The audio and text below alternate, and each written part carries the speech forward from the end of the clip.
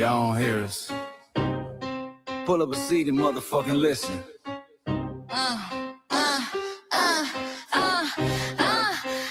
Pull up a seat and motherfucking listen. Hey, pack your bag, time to go home. Talking crazy on our soil where our blood and bones grown. This our grind, we outside on it. While y'all fools on the outside looking, y'all show no respect to Black America, so leave. Hey. Y'all don't get it, so it's time to go home. Get the hell up out of America, take your disrespect and just fly on. Y'all don't get it, so it's time to go home. Get the hell up out of America, take your disrespect and just fly on. You landed on the tarmac, fresh off the boat. Talking about y'all building nothing, man, you choking on the note. My ancestors the reason that this country even breathes. Picked the cotton, built the White House, planted the seed. Jim Crow laws, redlined the map, we was the target. You think that struggle's a costume, man, you can't mark it. We fought the wars, we bled the blood, we died for our future's chance. And you come here and give our legacy a side eye while throwing shade on the guard. While you benefit from doors we kicked down with our last breath. Now you spit on the architects who stared down death. Disrespectful, that's disrespectful, ungrateful, a slap in the face to only people who gave a fuck. So let me show your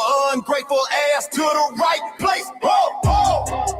Pack your bags, time to go home. Talking crazy on our soil where our blood and bones grown. This our grind and we outside on it. While y'all fools on the outside looking, y'all show no respect to Black America, so leave. Y'all don't get it, so it's time to go home. Get the hell up out of America, take your disrespect and just fly on. Y'all don't get it, so it's time to go home. Get the hell up out of America, take your disrespect You and got just the fly on. passport, the visa, the privilege to be here. Cause my grandma did march for y'all, so disappear from our land. You cosplaying our pain. Think it's a trend you can borrow, but you ain't inherit the ghosts of our sorrow. We the foundation, the bedrock, the soil, and the root. You not no branch on our tree, and unproductive people always cosplaying me. Talking about we ain't do nothing, you lost your mind.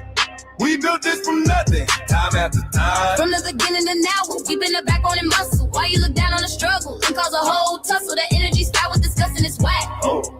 So let's make it clear, there's no turning back. This land is paid for in full. In blood, sweat, and tears, and dreams deferred. You don't get to come into a house we built from the dirt and telling Black America y'all ain't worth nothing. That's a violation, facts. Pack your bags, time to go home. It's our soil on our soil where our blood and bones grown. Show respect, this our ground. Y'all just tenants on a leash. Or get the step. Show no respect to Black America, so leave. Don't get it, so it's time to go home. Get the hell up out of America, taking your goodies, I can just fly on. Don't get it, so it's time to go home. Get the hell up out of America, taking your goodies, I can just fly on. Yeah, fly little birdies. Fly on back to where you came from. This ain't for you. This still is sacred. We said what we said. It's time For y'all to go home. So fly a little birdies fly. So fly a little birdies fly. So fly a little birdies fly. Fly far, far away from here. So fly a little birdies fly. So fly a little birdies fly. So fly a little birdies fly. Fly far, far away from here. So fly a little birdies fly. So fly a little birdies fly. So fly a little birdies fly. Fly far, far away from here. So fly a little birdies fly. So fly a little birdies fly. So fly a little birdies fly. Fly far, far away from here. Bye-bye, little birds.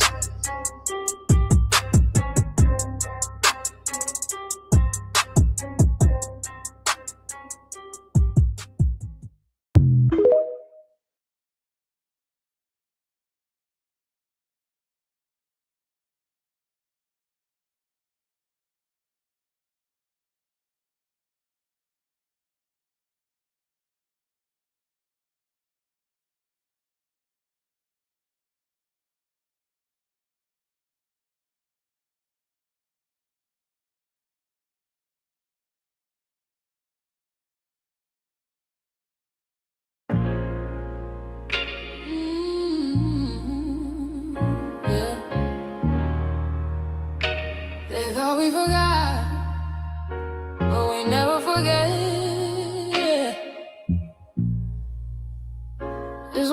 the rules. We built this land from dust and tears, 400 years, and we still here. They write new rules, but they don't see every freedom they got came off you and me. We planted seeds, they took the bloom. We lit the flame, they left the room. But we back now, no disguise. The spirits woke, we realize all we want is what we earn. That sweat and blood, yeah, that table turn. You can't buy culture, can't fake that fight. This is our day, this is our right. We happiness. Say it loud, say it strong. We the heartbeat that's been here all along. Foundational Black Americans, stand tall. We ain't begging for nothing, we built that all. Born from pain and grace, you can see the truth written in our face. We the soul, the sound, to fight the flame. Foundational Black Americans, say our name. They love our rhythm, but they dodge our blues. Use our voice when it fits their news. They take our sound, but not our scars. We the backbone, we the stars. Now the veil is gone, the mask is clear. We see the game, we know it's here. No more silence, no more lies. We lift that flag and watch it rise. Rise up, rise up. We the ones that made this nation breathe. Our pain to the power, our roots are trees. We know world. It's rhythm and grace now, and now we're reclaiming our rightful place. Can't copy courage, can't steal pain. You can't inherit soul by changing names. Our story ain't done, it's the revival. We guard the gate, it's about survival. We FBA, say it proud, say it loud. The world dances on what we vow. Foundational Black Americans, still we stand, still we fight, still we demand. Every block, every song, we've been right here all along. The soul of a people strong and free. Foundational Black Americans.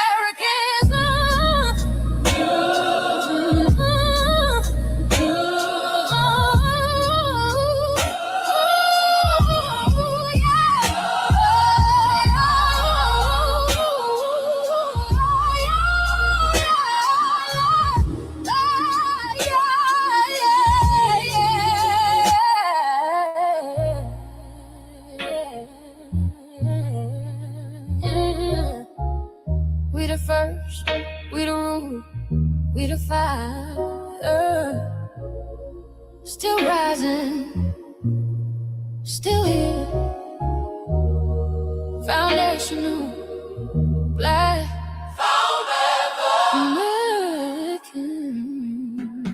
We set the tone and they copy the cadence. Dance to our drums and deny the foundation. Wear the style but don't honor the source. Smile in the crowd and you distance and force. Say you not us but you rap like we breathe. Take the rhythm, then fuse the receipts. I ain't mad, I'm just holding the glass. Showing the mirror, now answer it back. I ain't here to cancel nobody. Just keep it honest, keep it solid. If you eat from the table we built, don't act surprised when we guard it. Do you like that? Do you like that? When I flip your sound and I ride like that. Do you like that? Do you like that? Do you like that? Cause that's how it feel when you borrow my culture. Then act like we never mattered. Hip-hop.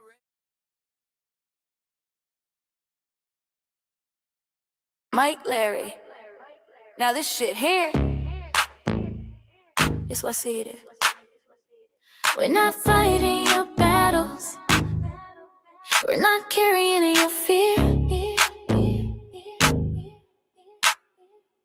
We're not lending our history to people who erased us while we were here.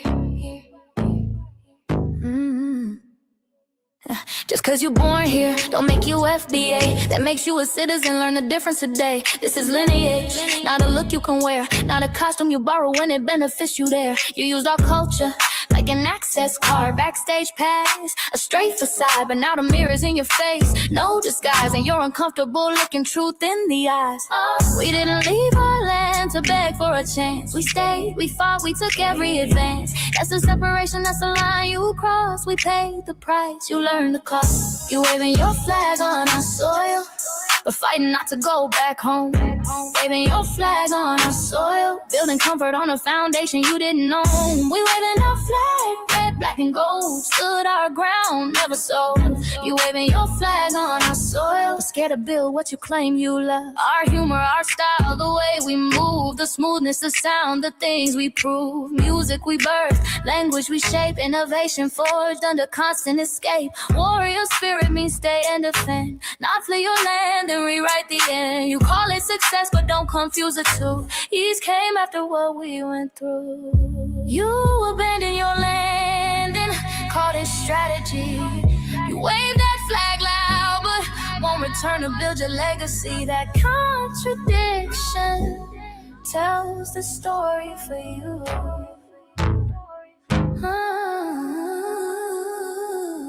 You waving your flag on our soil, we're fighting not to go back home.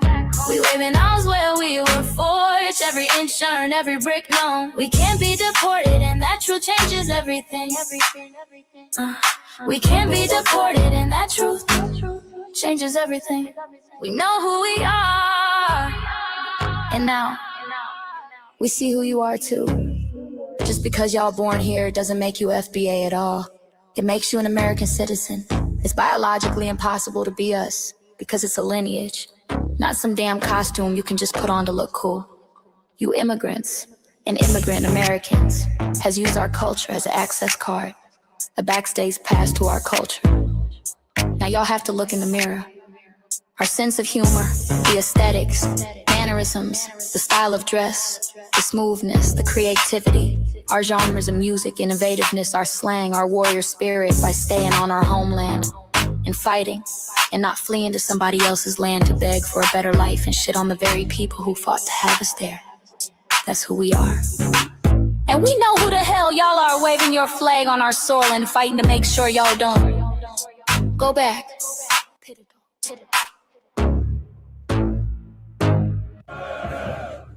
You can't leech off our culture anymore. Beat it!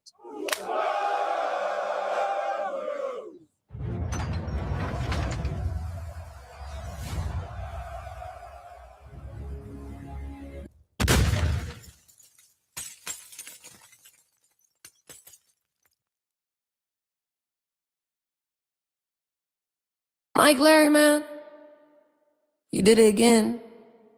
We really making history. Let's go. Do you like that? Do you like that? Flip your sound, how you like that? Do you like that? Do you like that? Say it loud, don't walk it back. Do you like that? Do you like that? You grew up mimicking us, now y'all switch it up. Turn the carbon copy, y'all ain't black, what the fuck? It's funny y'all connecting to our culture like it's Wi-Fi. Surfing on our waves of our culture, no more agua. Telling my culture for all these years. Look out, time flies, all these colonizers in disguise. Hate y'all still, hate us outside. Study dope, vampires, suck the blood of our guilt. They copy the flavor, sip the juice. Love the results, hate the truth. Who? Do you like that?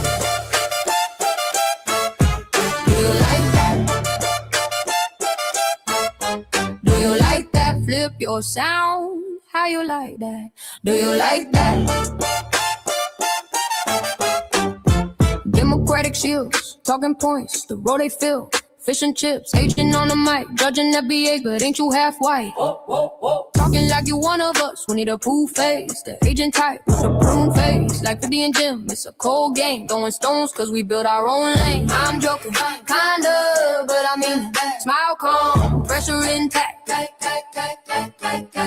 Y'all proud where y'all from, where they flag, beat they drum. But when it's us, tone switch fast. Same pride, but it's too much. FBA pride, lineage solid. You can't put this on, can't try it on. Built here, stayed and fought, that's the difference. That's the card. Do you like that? Do you like that? Say it clear, don't twist the facts. Do you like that? Yeah.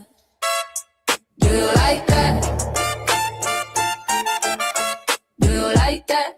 boy made. No edit, no care.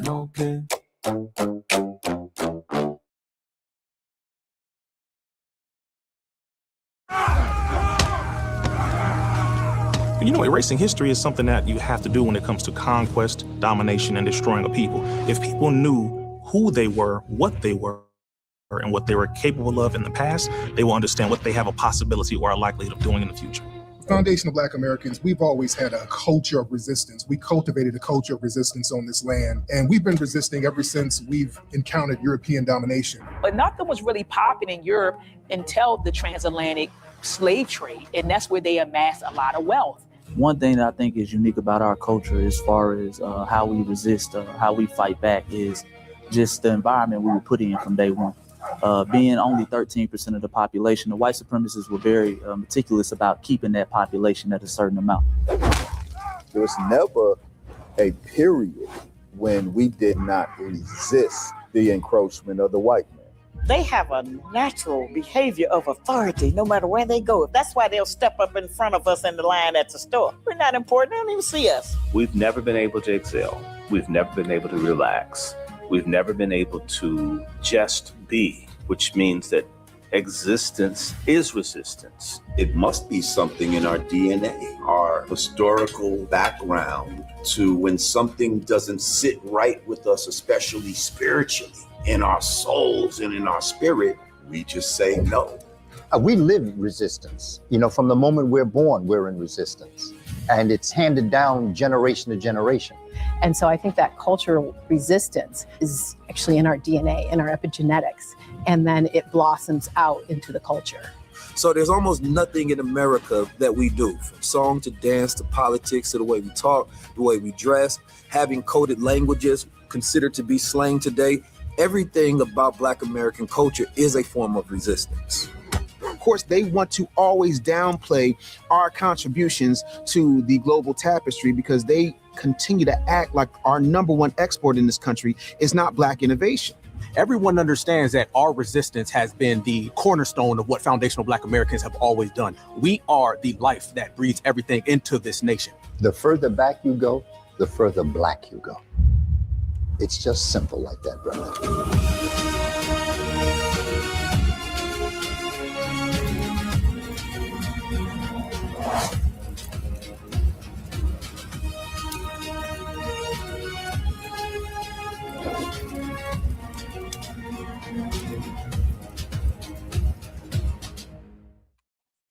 America, Argentina. All right, greetings, Black family, greetings, and thank y'all for tuning in to part 2 of Grand Rising with Shabaka and the Chase in conjunction with the Frontline Black News. It's now Grand Afternoon. So grand afternoon to y'all. Appreciate y'all tapping in for part 2. I see you, Twin. I see you, Mac. I see Fresh in here, and I see Michael.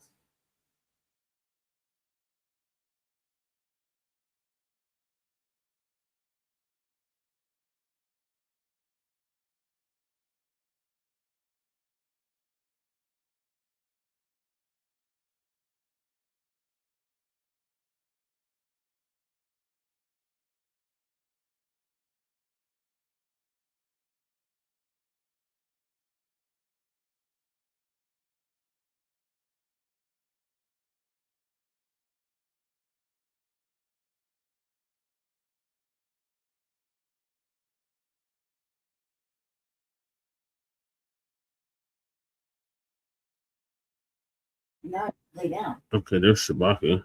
Shabaka! I don't know why I was pinwheeling. Shabaka, what up, Fresh? Appreciate you tapping in. Shabaka saying device is not connected. So you have to hook up the mic or something. Sorry, we're coming out at the half day point, but we had to finish. Yeah, I know it was pinwheeling. I don't know what that was about, but the show must go on. Shabaka, you got to connect your devices. I made it, fellas. I made it. Yeah, we back at the Black House. Jesse helped me. Over Jesse, I would have made it. Right. I made it through the whole procedure. Hold on. I'm trying to get Shabaka up in here. Shabaka, you got to connect your device.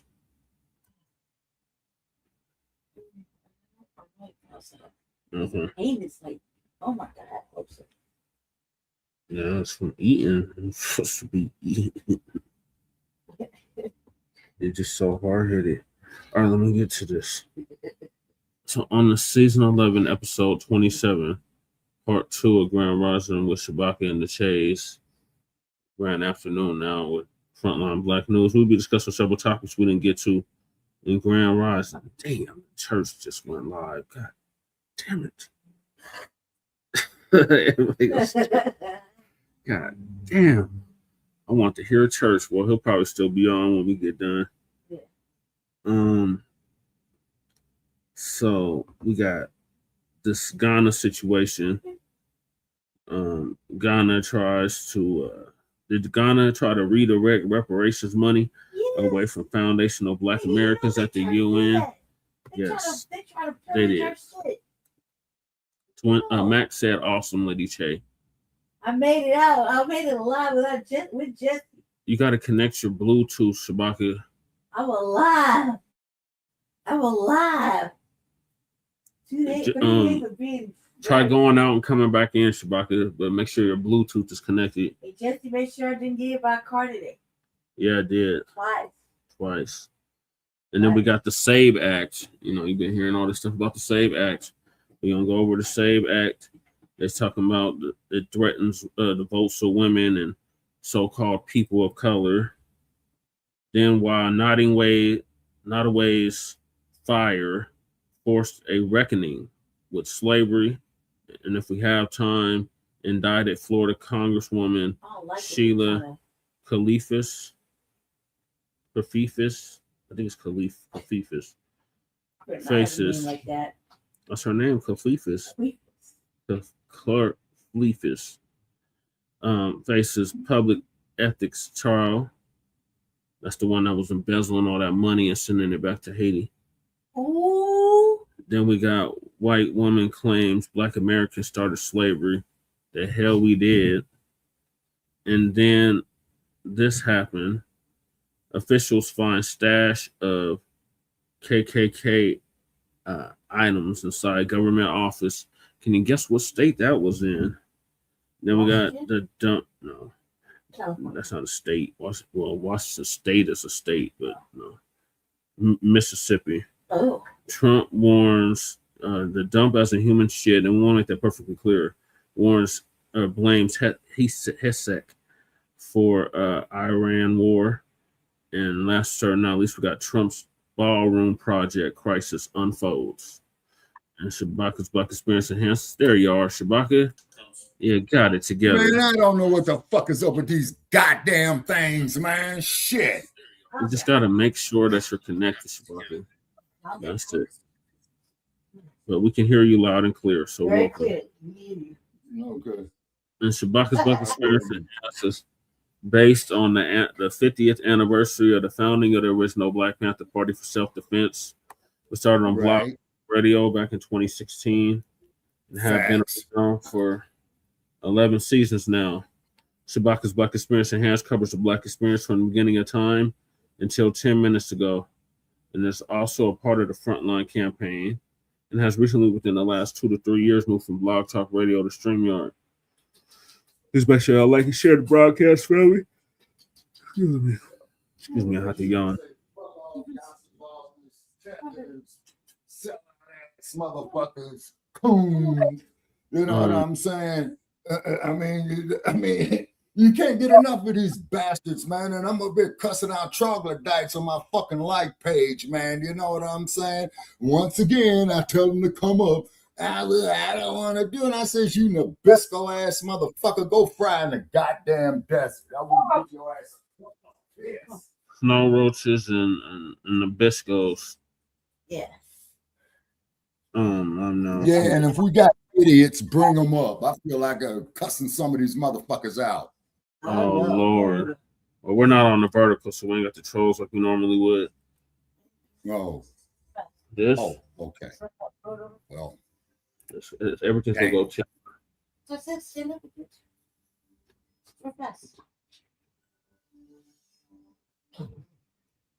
All right. Okay, Dynamite might be joining us, Shabaka. Okay, you send a link to Jay Dizzle because I think I saw some telemetry from Jay earlier. Yeah, I emailed him. I sent an email to him. Mm-hmm. Okay. Yeah, so please make sure y'all like and share. If people could hit that Shabaka San Corey fund, man, I really would appreciate it. I got some other shit that's going on here, you know. But anyway, like we were saying earlier this morning, okay. First place for you. Go ahead. Please make sure you like and share the broadcast. Family, please join us on StreamYard, YouTube, Frontline Black News. The links to all of our channels are in the description, including Frontline Black News, Frontline Black News 2, our backup channel. Make sure you sub up to that. Lady Chase other channel, Seduction Doll. Make sure you sub up to that so she can start going live on that channel. My personal page, Jesse Parrish, aka Chain Kruma. That's where we stream all the city council and local Black events in Denver. Make sure you sub up to that channel. Lady Chase main channel, The Revolutionary Agenda, which she should be dropping one sometime this weekend. The RBA, The Revolutionary Agenda. Then we got Shabaka's YouTube channel, Jeanette One. Make sure y'all sub up to that so Shabaka can start going live on YouTube. Then we got they keep it. If I may interrupt, brother Che, they got me in a private mode, man, because you know while you was setting up this show right here, I was trying to make it to go public, so I'm going through a bunch of shit with that. So I have to go get one of those fucking idiot books again. Okay, Shabaka, it's all digital now. So you have to print them out. I know. Okay. Yeah, we got our cousin or Lokester out the Bay Area, Jay Militant. Make sure y'all sub up to his. What's up? What's cracking? Jay Militant. Then we got Kukizi, our brother out the Mile High, and one of the dopest MCs out of Denver. His link Kukizi. in the description. Kukizi 5100. Then we got our brother Breeze Omega, who's out of Virginia, who's also an MC. By way of New York. He just got 1,000 subscribers. So congratulations to Breeze. Make sure y'all sub up to his channel as well, Breeze Omega, on YouTube. Then we got our brother who just went live, the Church of Black Power, who is originally from Watts, California, who's now in Houston, Texas, and has just surpassed 2,000, almost 3,000 subscribers. So salute to him. Make sure y'all sub up to his channel. And then we got our young brother, Black Truth United, who's been on a hiatus, but did come up with the B1 Rolodex, which is a modern-day green book for FBA and B1 businesses alike. So the links to submit your businesses to the Rolodex is in the description. The link to the Rolodex itself is in the description. Then we got the petition to counsel the Congressional Black Caucus and create a foundational Black American Caucus. Just make sure y'all sign that change.org petition. And then we got the Kickstarter for Hidden Color 6, which we already met the goal. So that's great news. Then we got support Lady Chase GoFundMe. The link is in the description. And then we got the 103-year-old great grandma, who's on the verge of losing her home in South Central Los Angeles of almost 40 years. The link to her GoFundMe is also in the description. And then we got a copyright disclaimer under Section 107 of the Copyright Act of 1976. Allowances made for fair use for purposes such as criticism, comment, news reporting, teaching, scholarship, education, and research. And I do not own the rights to the music. And if you don't understand racism, white supremacy, what it is and how it works, everything else you think you understand will only confuse you. In all 9 or 10 areas of human and people activity, and that is economics, education, entertainment, labor, law, politics, religion, sex, and war, and some say health and nutrition. In all 9 or 10 areas of human and people activity. And when that's by Neely Fuller Jr., Mr. Neely Fuller Jr., who transitioned exactly a year ago at the age of 95, produced justice.com. And when you, a Black person, are captured by any race soldier, you must never fuss, fight, or flee. Comply and defend yourself in court. Also by Neely Fuller Jr., producejustice.com. And last but certainly not least, we got racism, white supremacy. It's conscious and subconscious behavior to maintain white genetic survival, to prevent white genetic annihilation. And that was by the late, great Dr. Frances Cress Welsing, which we need to do a whole show on her, Shabaka. Her birthday was last week. She would have been 90 years old. She passed. Okay. And shout out to our FBA brother Tariq Nasheed for paying for her funeral, along with several others. So those are the topics. Make sure y'all hit that like and subscribe button. And the link to the ISIS papers is in the description as well, under that quote from Dr. Frances Cress Welsing. All right. Okay. And then also, too, hot off the press, unfolding story. Tiger Woods arrested for drunk driving and was involved in an accident in Florida. Yeah. Again. Yeah, Cartoon News Network just reported it. I'm losing count how many times this is happening. I'm literally at least 3 times that I know of. My lifetime. Okay, well, you'll find out real quick he's not cannibal Asian. Oh, yeah. When they book his black ass there into that goddamn county jail in Florida, they're going to put down colored, nigger, Negro. Yeah, black. That's what they're going to put down. Exactly. But he going, I'm cannibal Asian. No, the fuck you're not. Well, sir, this is why we created the hashtag resurrection of the mental dead, because you got a whole lot of brain dead motherfuckers out here, man. And dude just proved it, man. Man, you ain't drinking on a job, is you? This is a Pepsi, Shabaka. I wish I had some drink. No. Shit. Lady Trey got some drink, she said. Yeah. In her purse, she got some KD. KD. Yeah, some Kentucky Deluxe. Well, that ain't that Jack Daniels, is it? No, Kentucky Deluxe. Cheap. Lady, hey, is that rot gut? Yep, it's cheap, Shabaka. Oh, come on, Lady J. If you're gonna drink some good shit. Come on now, don't do that to yourself. That's what she want to drink, Shabaka. All right. Well, as they say, pour your own poison. Right. You know? Yeah. I wish we could get her some top shelf stuff. Okay. Yeah, if you're gonna drink some good shit. Oh, and by the way, to all you motherfucking Nabiscos out there that's been talking that bullshit on my like page today, go fuck yourselves. Okay. I stand on my square, okay, and you bust ass motherfuckers don't have no balls to show up there and talk that bullshit. You know what I'm saying? So fuck y'all up there. Khalifa. We're all the same. No, we ain't all the same. You troglodyte Nabisco. Come bring your ass out here in this goddamn 125-degree temperature next month. Stop drinking mommy's water. And I would take great pleasure in watching your ass fry. I really would. Right. Hate to say it. Her little paw in there. Why would I lie? She's all drinking it like this. Khalifa's all in Lady Che's water. Poured her Who's the kitty? A cup of water. And Khalifa all up in it like this with her little paw. Being a kitty. Like Khalifa. They are so lovable. You want to get on camera, Khalifa? Hey, Khalifa, you know Khalifa wants to get on TV. She ran away like she did yesterday when the fire alarm was going on.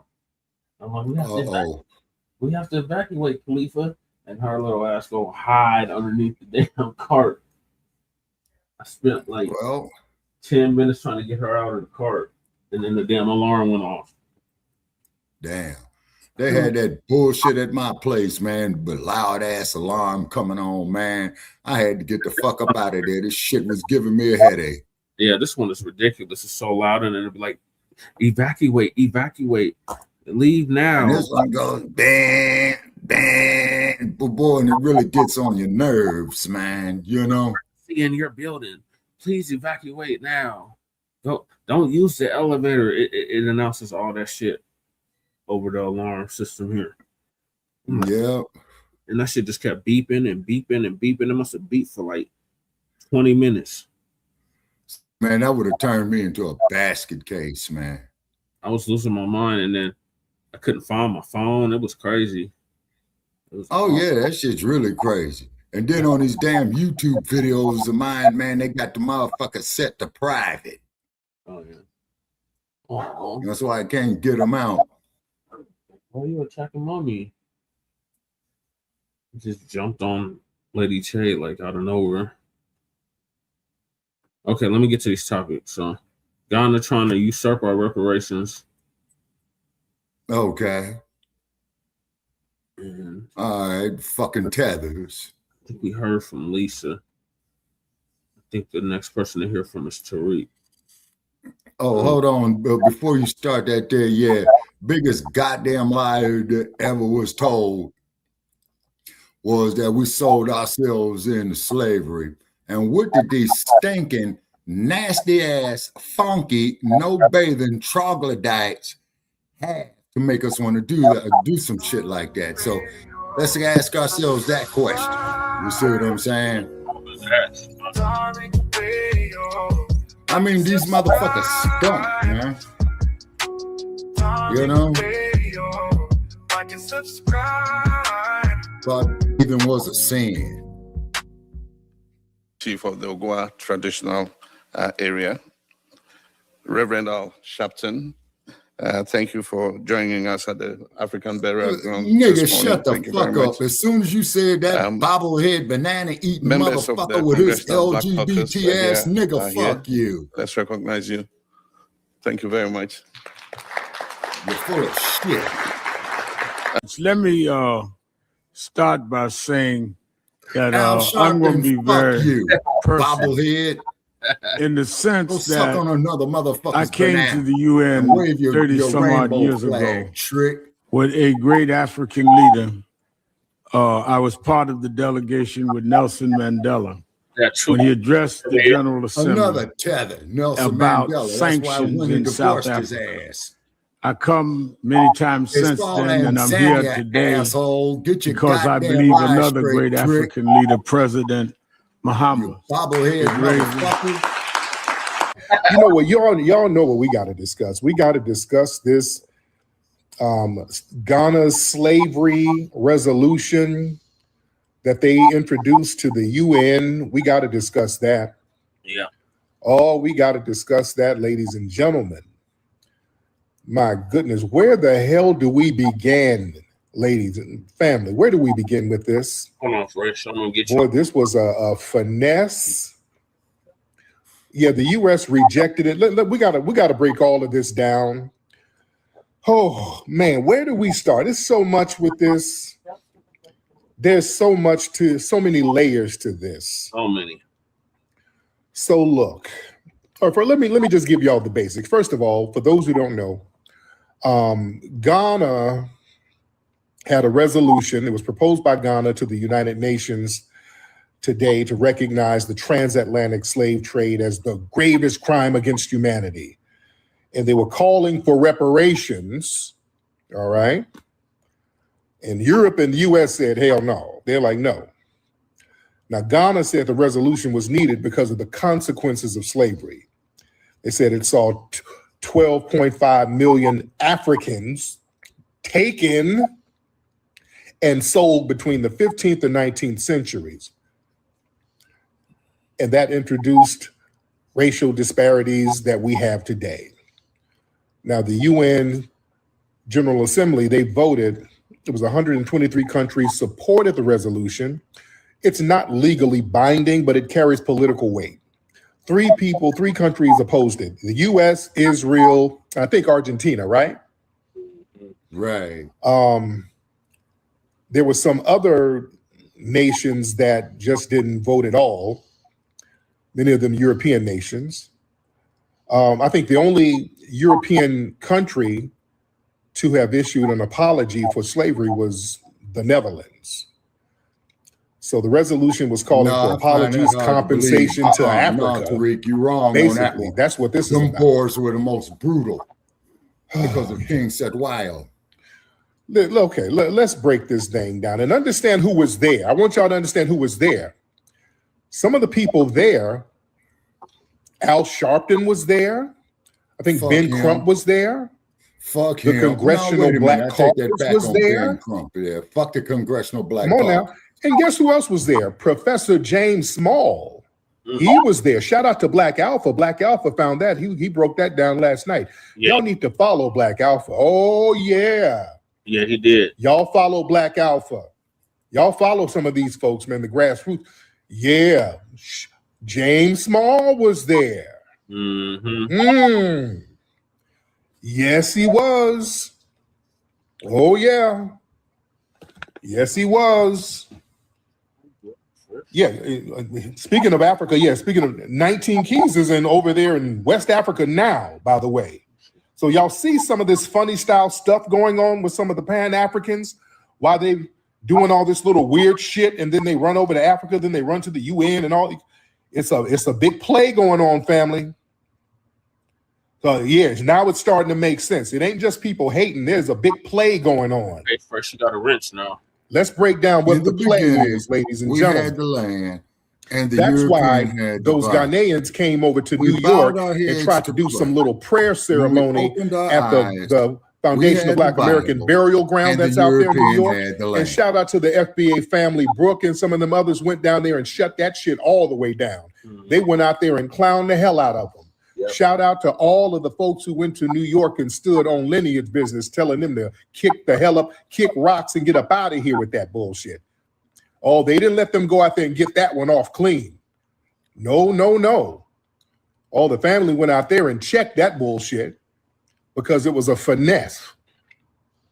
Understand the real finesse that's happening, man. This is them trying to do a global diluting of our FBA claim. Listen, these continental Africans, even the Caribbeans, these people would tell us that we are dumb as hell for trying to get reparations. We need to stop begging. Remember that? Yep. They told us how dumb we were. Oh, we're lazy niggas or katas begging the white man. Yep, they said all that shit. And we just stopped letting that affect us. We identified that these were tethers, so that effectively neutralized their narrative. That shit just stopped working. Because for a long time, the tethers, they'd always been doing that. But we just thought, okay, that's just another, quote, black person. So if he ain't with it, I guess more black folks ain't going to be with it. So I might as well just give up and throw in the towel. And we realized, wait a minute, the people opposing reparations are the folks who ain't qualified to get it. They are tethers. So sit down, tether, and shut up.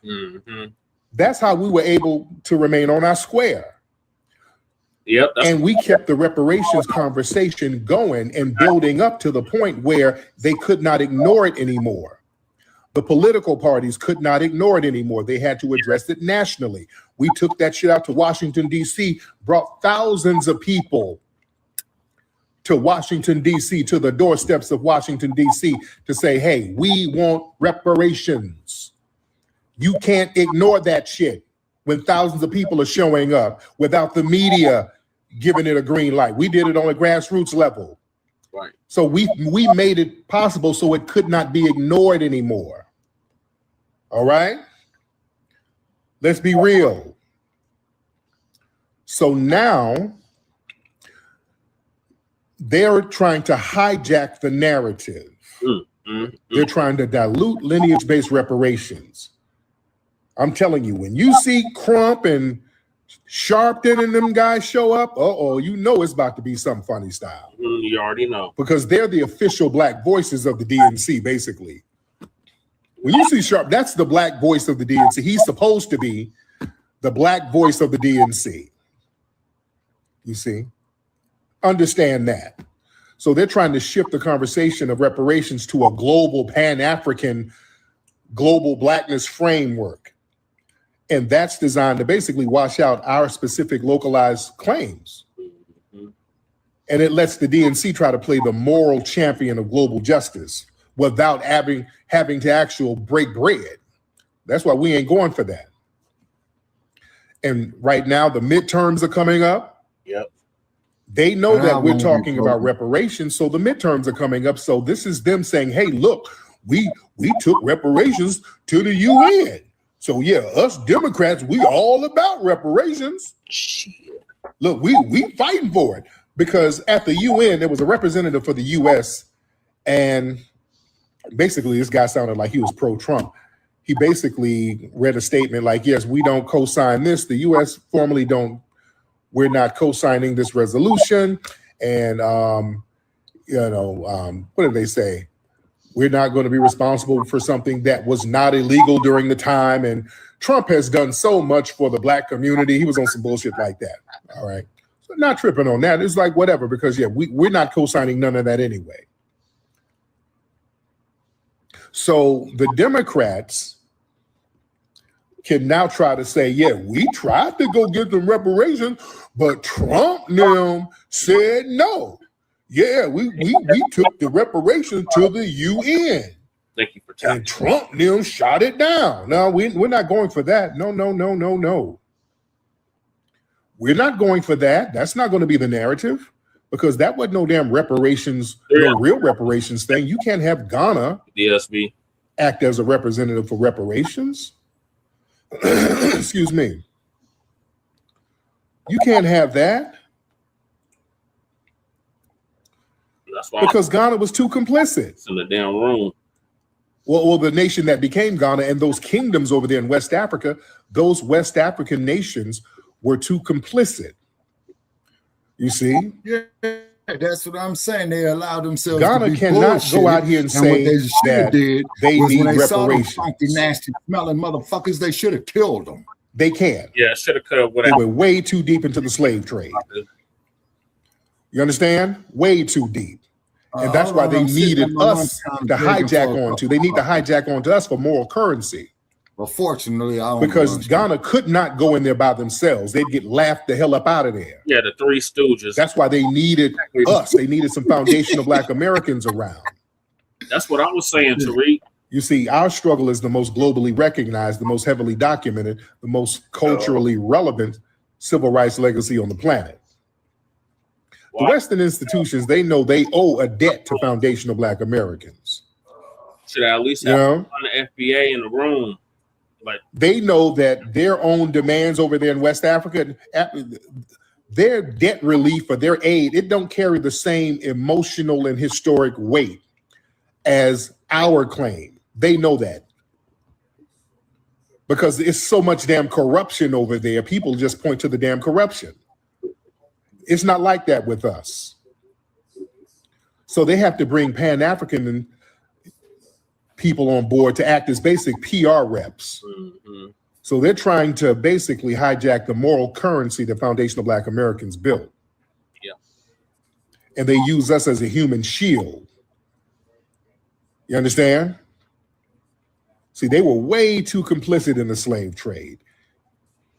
So they go in there by themselves saying, hey, look at what was done to us. They were like, wait, what you mean what was done to you? Nigga, you were working with us. Mm. Do you understand that? That's the European powers are going to say, wait a minute, Dudu Tunde. Nigga, we paid you. What you mean? We already broke bread with you. Now what you did with the money, that's on to you. We had a deal, remember? You signed treaties. They're going to go dig up them treaties that them damn tethers signed. Yeah, they have no moral weight at all by themselves. Listen to what you They have zero moral weight. They were compensated, Shabaka. Yeah, but they got captured also too, Brother Che. See, that's the problem with these motherfuckers. Now, had they not allowed themselves to be bullshitted, we wouldn't have got fucked around. You see what I'm saying? Action still took place. Okay, but Brother Che, you saying 6, I'm saying half dozen in the other. We are agreeing. You see what I'm saying? That's what I'm saying. We're putting all the illness on the European. No, I'm putting in the illness on these ignorant motherfuckers that saw them nasty ass, non-bathing, funky ass troglodytes who did not wash their fucking ass. You see what I'm saying? And allowed themselves to be bullshitted. And then they got their asses thrown out goddamn coffles too, sir. Did they really allow themselves to get bullshitted? Hell yeah, they did. Because as we said, we had the land, the European had the Bible. We bowed our heads to pray. We rose our eyes up. We had the Bible and the Europeans had the land. Because it's not like we were new to money or something. We already had our own currency.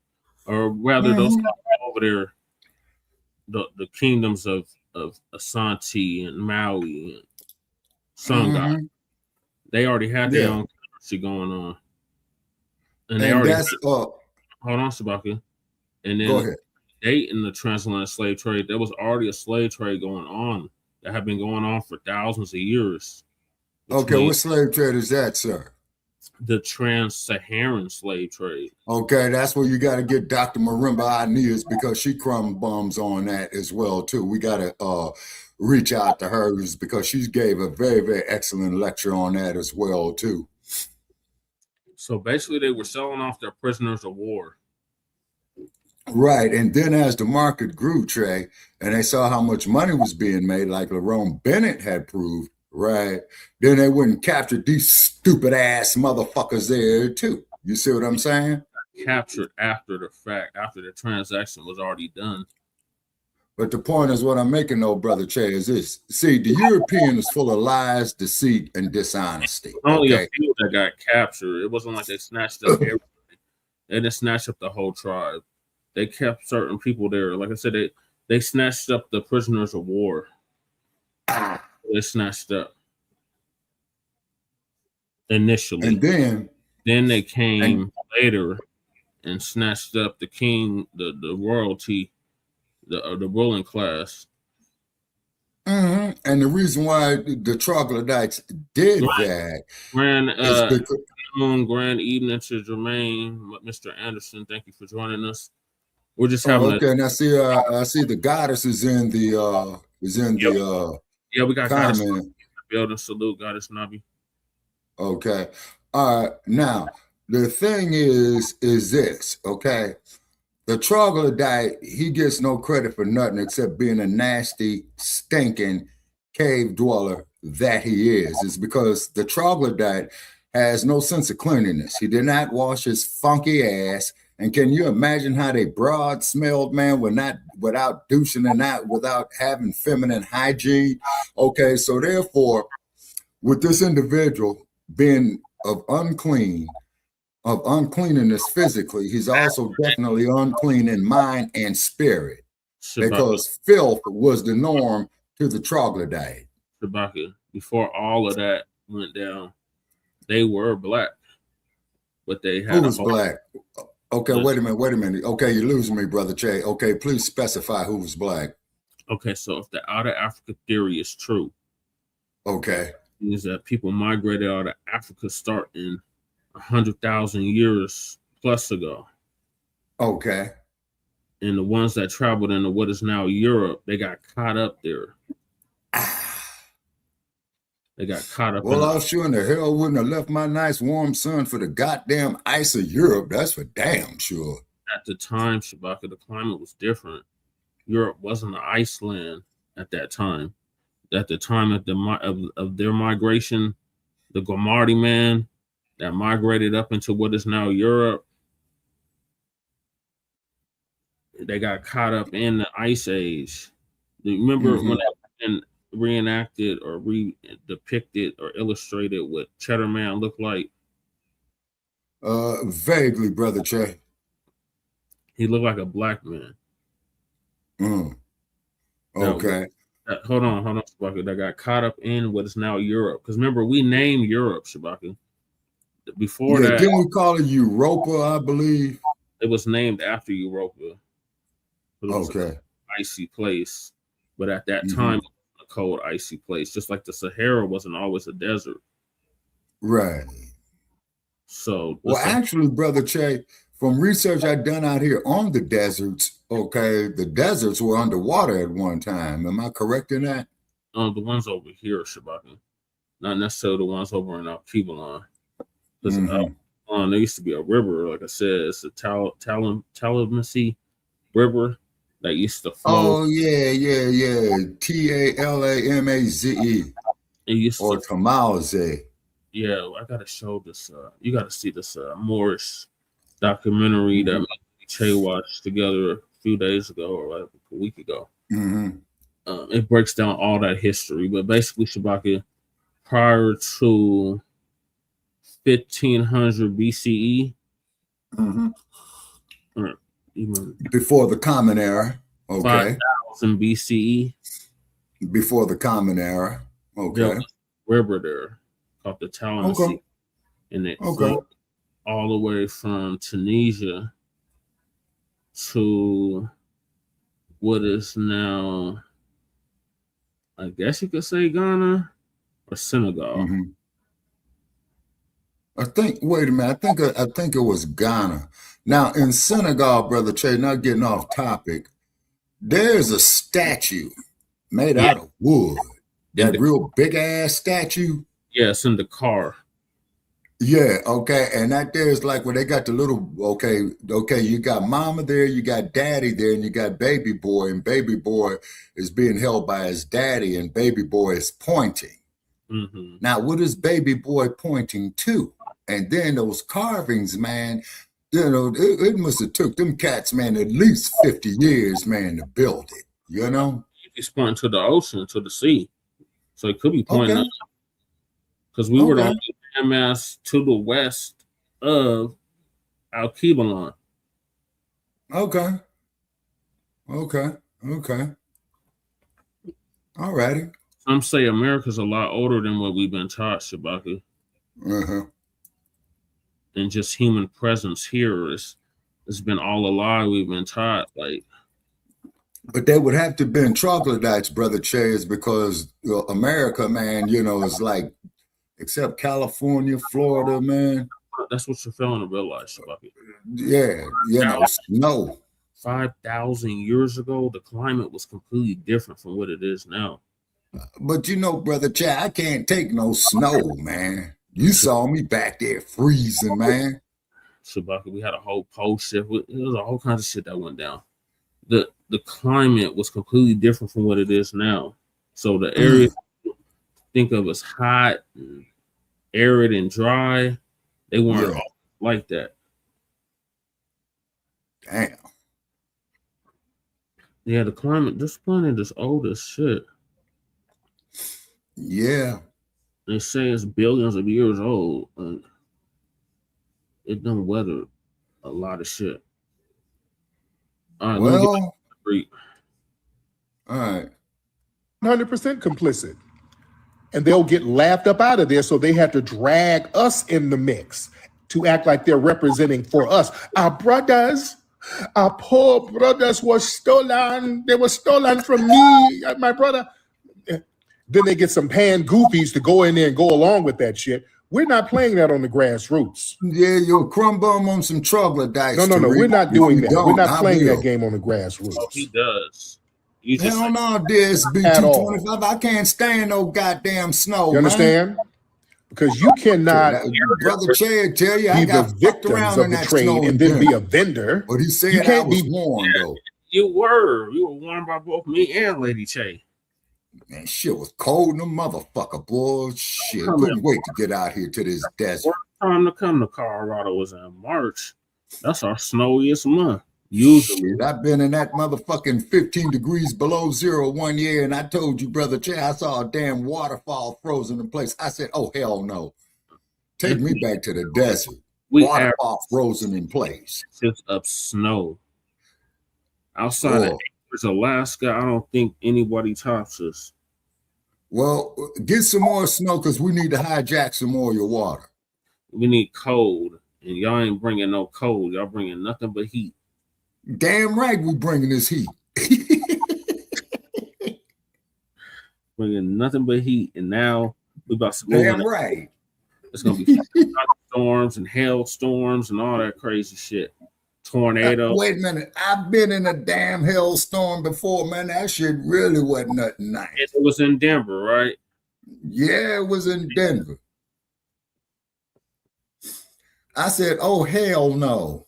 Was it in the 90s or 2000s? Okay, this would be the 2000s. The first time that I saw Denver, Colorado was 2002. I was a sophomore in high school. Yeah. Yeah, and DSB say he ain't crazy about no damn snow either, especially the cold. I feel you, DSB. Yeah, I feel you. I feel you, deuce and a quarter. You know what I'm saying, man? Fuck that damn cold. Give me this goddamn heat, man. It's 88 motherfucking degrees, man, right now. Shabaka, when I was a kid, we had an ice storm, a hailstorm that the hail was almost as big as golf balls. Damn.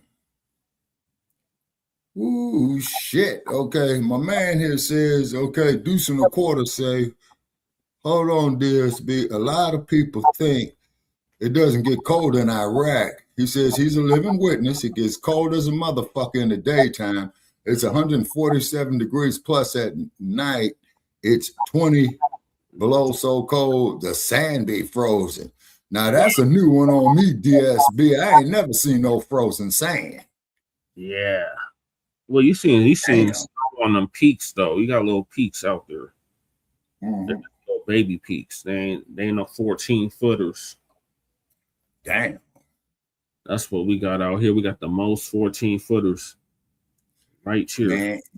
Man, y'all got too much snow, man. Shout out to Beckworth. You know, Beckworth had to traverse all of that shit. You know, he died here, Shabaka. What Beckworth? James Beckworth. Whoa. Okay, James Beckworth. Wait a minute. I think I studied him vaguely years ago in college. He was the first black man in Nevada, I believe, that they refer to it as. The first black man out west, period. And that was bad. We should put him in color 6. Okay. And DSB see that sand be like concrete. Now, wait a minute, though, DSB double deuce and a quarter. You might be on to something, man, because they use sand when they mix concrete. Mm-hmm. Okay. Yeah. Sand. Right. Okay. Okay. A lot of people think it's cold. It get cold in the desert. Yeah, it do. So, Shabaka. Yeah. If all of this was one landmass at one time, right? Doesn't it make sense that you would find us on every single one of those land masses? Okay, you talking about us as a people? Yes. Yeah, well, we circumnavigated the globe, Brother Che, 1,000,000 times over. When it yes, was you're right, Shabaka, my warrior brother. Okay. Yeah, and I'm saying, yeah, because, you know, you're addressing DSB right here. Yeah, because I've mixed concrete before, and we did have to put sand in that motherfucker. You know what I'm saying? Yeah. Yeah. Damn. All right, let me get back to Tariq. All right. Both. You can't be an active seller of a product and then turn around centuries later and try to sue the buyer for stealing it. It don't work like that. All of that stolen by outsiders bullshit. No. That narrative where the Europeans were just running in the bush with a net, catching people against their will. No. The area that's now known as Ghana was controlled by highly organized, militarized tribes like the Ashanti, the Fonte tribe, all of these people. They willingly and systematically captured, processed, and sold rival tribes in those damn wars over there. And the this was motherfuckers state got sponsored. captured, too. It was highly regulated. It was a business And they operation. got captured too. It was not a random kidnapping spree by outsiders. That's why we cannot let them go in there and represent us. They can't go in there and represent us. Who is it? Black Power, Dynamite. Black Power, brother. Black Power. Glad to be here with you. Dynamite, well, how you be, bro? Hey, what up, Shabaka? What's happening, everybody? Man, I'm in pain like a motherfucker, man. What is your thoughts on the happened? UN extravaganza that occurred the other day? Oh, what happened? They had a I guess attempt at a tribunal for reparations throughout the diaspora. Oh, okay. It excluded us. We were not included in that. How they gonna exclude Yeah. us? We Yeah, part they of excluded diaspora. us. Yeah, but that's just it though, Dynamite. You see, a lot of these hand-picked heads of state over there in Africa, right? These cocksuckers, man, wants us to sympathize with them, giving them some goddamn reparations. When these motherfuckers allow themselves to be infiltrated, aided the Nabiscos, got captured by the Nabiscos, and talking about loving the Nabiscos. Oh, yeah. You see? The biggest coons is in our Cuba line, Shabaka. We thought we had coons here in America. Yeah. Stockholm syndrome. Yeah. No, that's exactly what it is. Just like that broad we had up there, Brother Che, that you show. Oh, I'm just here to take. Yeah, you stupid bitch. And if your black ass gets stopped by the LAPD, watch what the fuck they do to you. And you already know about Hula Love. Watch what she do though. Watch what she do though, because we got it on video footage of them copping pleas, saying we don't treat me like you do them. Them FBAs don't treat me like them. Man, times have really changed. I tell you what, they wouldn't have walked up on us. Right. They'd be like, all of them was carrying guns. Leave them the fuck alone. I'm talking about an armed Panther regiment. Yeah. 20 strong, all carrying every kind of gun you could think of. All they could do was block the goddamn street off down there in where was we? I forgot, but it was in South Carolina. All that I thought I didn't know they was gonna block the whole fucking bridge. I'm like, damn, people can't even get over the bridge. They should at least let them in. I said, that ain't even cool, you know. South. That's the first Confederate state. Yeah. Down there where they got that, Confederate statue right in front of the courthouse. Gastonia. Because we went down there protesting that damn statue that they got right in front of the damn courthouse. A fucking excuse my language, a damn Confederate statue. Ain't that some crap? Anyway, yeah. But I'm just saying, I wasn't. Hey, man, you see what Deuce in the Quarter say? Yeah. Deuce in the Quarter say he remember that dusty female tether saying she coming to America to take, which need to take some grease to her nappy head. Take. Yeah, I'm here to take. Take. Yep. Mm-hmm. How I sound? Do I sound loud and crisp? Oh yeah, you sound good. You coming in perfect, man. Yeah, you sound real good. And let me know when this microphone started fucking up, man, because I forgot to plug in this Bluetooth and I got this headset right here.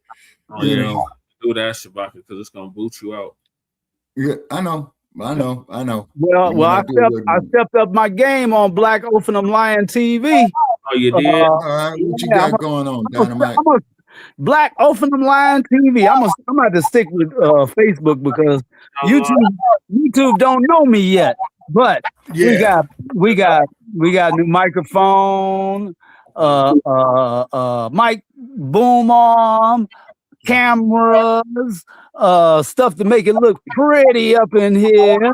And I got a cinema camera coming too soon. I'm looking for 6K or 8K.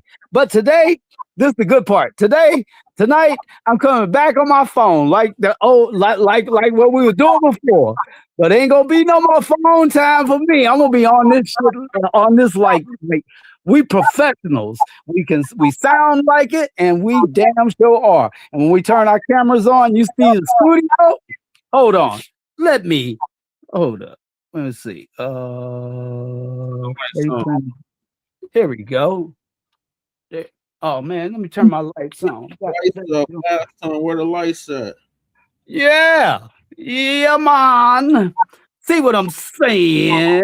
We ready like Freddy up in this building, but I'm turning it off. It's all about the show right now. And make sure, ladies and gentlemen, y'all get up off some greenbacks because this stuff is not free. And my brothers need to get everything they need except that damn IMAX camera because it's too damn loud. That's all I'm gonna say. Black power. Black power. All right, I'm gonna get back to Tariq, Shabaka. Yes, they cannot represent us whatsoever. They were I done talked about this before. They were the landlords of those dungeons over there. Elmina Castle, they like to talk about Elmina Castle as if they ran over there. The Portuguese put everybody in a headlock and built it against their will. No. Those Ghanaian chiefs over there, those West African chiefs, sat up there and got compensated. They were the landlords. The European nations were paying them to keep those castles on those lands over there. The Dutch, the British, the Portuguese, they paid a ground rent every year. It was called a kostgeld. Look up the term Kostgel. It's called a kostgeld. That was the payment that they were giving to those musty-ass local kings all up and down West Africa to operate them damn slave dungeons and forts, family. And they got captured too. And all Europe is going to do, if the Ghana and all those people want to go up there by themselves to Europe to talk about compensation, they're going to be like, hey, let me pull up them kostgeld receipts, nigga. We still got them. Now, what you mean compensation? You already got it. Remember, we're paying you. You see? They weren't handing over people for free. They were getting compensated. And the niggas that did the selling got captured down the board. Please put that getting back weapons and all types of stuff. Goddamn evidence to prove it. Yeah, they could have stopped the slave trade if they wanted to. They didn't. In fact, when the slave trade stopped with the Europeans, they kept it going. Some of them West African nations kept slavery and snatching up people to the damn 1890s. You see, they were proud to be the middlemen between the inland empires and the European ships docked at the coast. Motherfuckers got captured too. You'll say, and they didn't let nobody back. You couldn't bypass them to get in there to sell. They had it was very, very regulated. Because them goddamn Europeans said, you see, they had a violent monopoly on the export of the enslaved people. So the problem is they just got mad because they're mad because they got double crossed.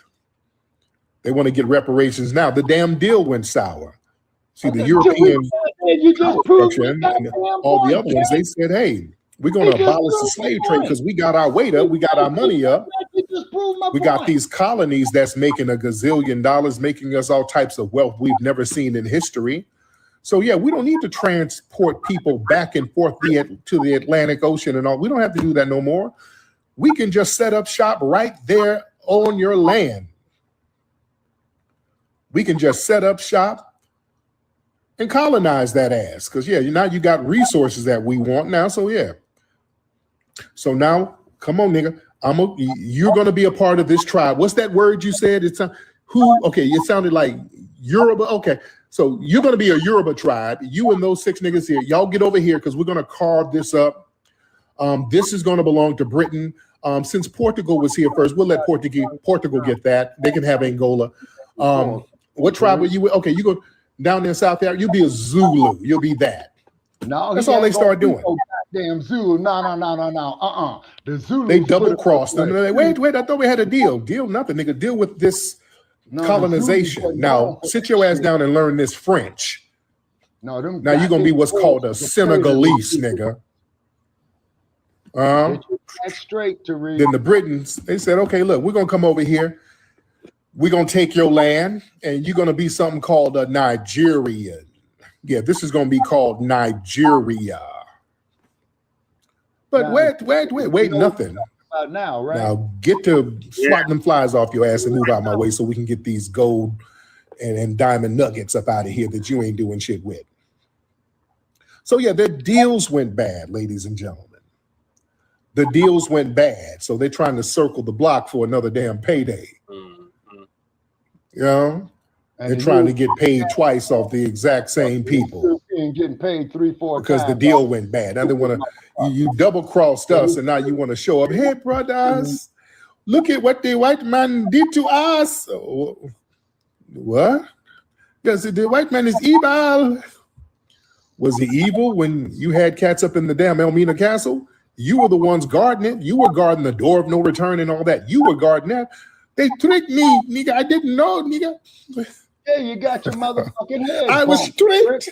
It's called bullshit. I did not know, nigga.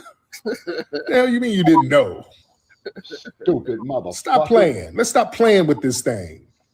We don't have time to play dumb with them, because if we play dumb, we'll start getting finessed. We ain't playing dumb with them. Right. Yeah, the accomplices don't get to claim victim status. You see? That ain't gonna work. All right? Hold on 1 second. All right, sorry about that.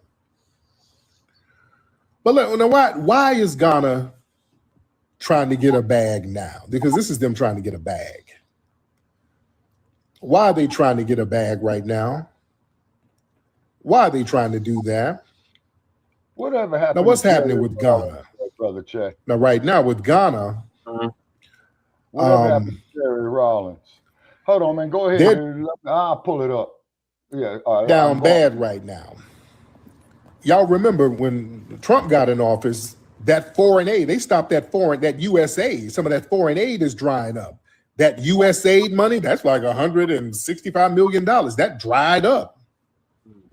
Come on now. Yeah, the U.S. suspended and dismantled that U.S. aid that Ghana was getting, so they're not getting that. That money was kind of propping up a lot of their internal infrastructure. So they don't have the domestic funds to cover none of that stuff, so they're trying to find another payday now. And there were a lot of tangibles that they lost. There was other there was like $40 million in the Feed the Future program. That was an agriculture initiative, and that subsidized a lot of farmers over there. So that's dried up, and it was drying up because they failed to build a sustainable economy with the money that was given to them. All this money given to them, and they're like, "Hey, we're not." This administration said, y'all not doing shit with it. We didn't gave y'all this money, and basically folks are shitting in the street, wiping their ass with tree bark. So yeah, we're gonna cut that off. So now there's a scramble over there. Also, that they would get money from the Millennium Challenge Corporation. They would give them a big bag, and now they're not eligible to get that money no more. So yeah, a lot of the money from the West is drying up from over there. A lot of that money is drying up. So now it's like, hey, brothers, let's fight for money together. We're all in this together.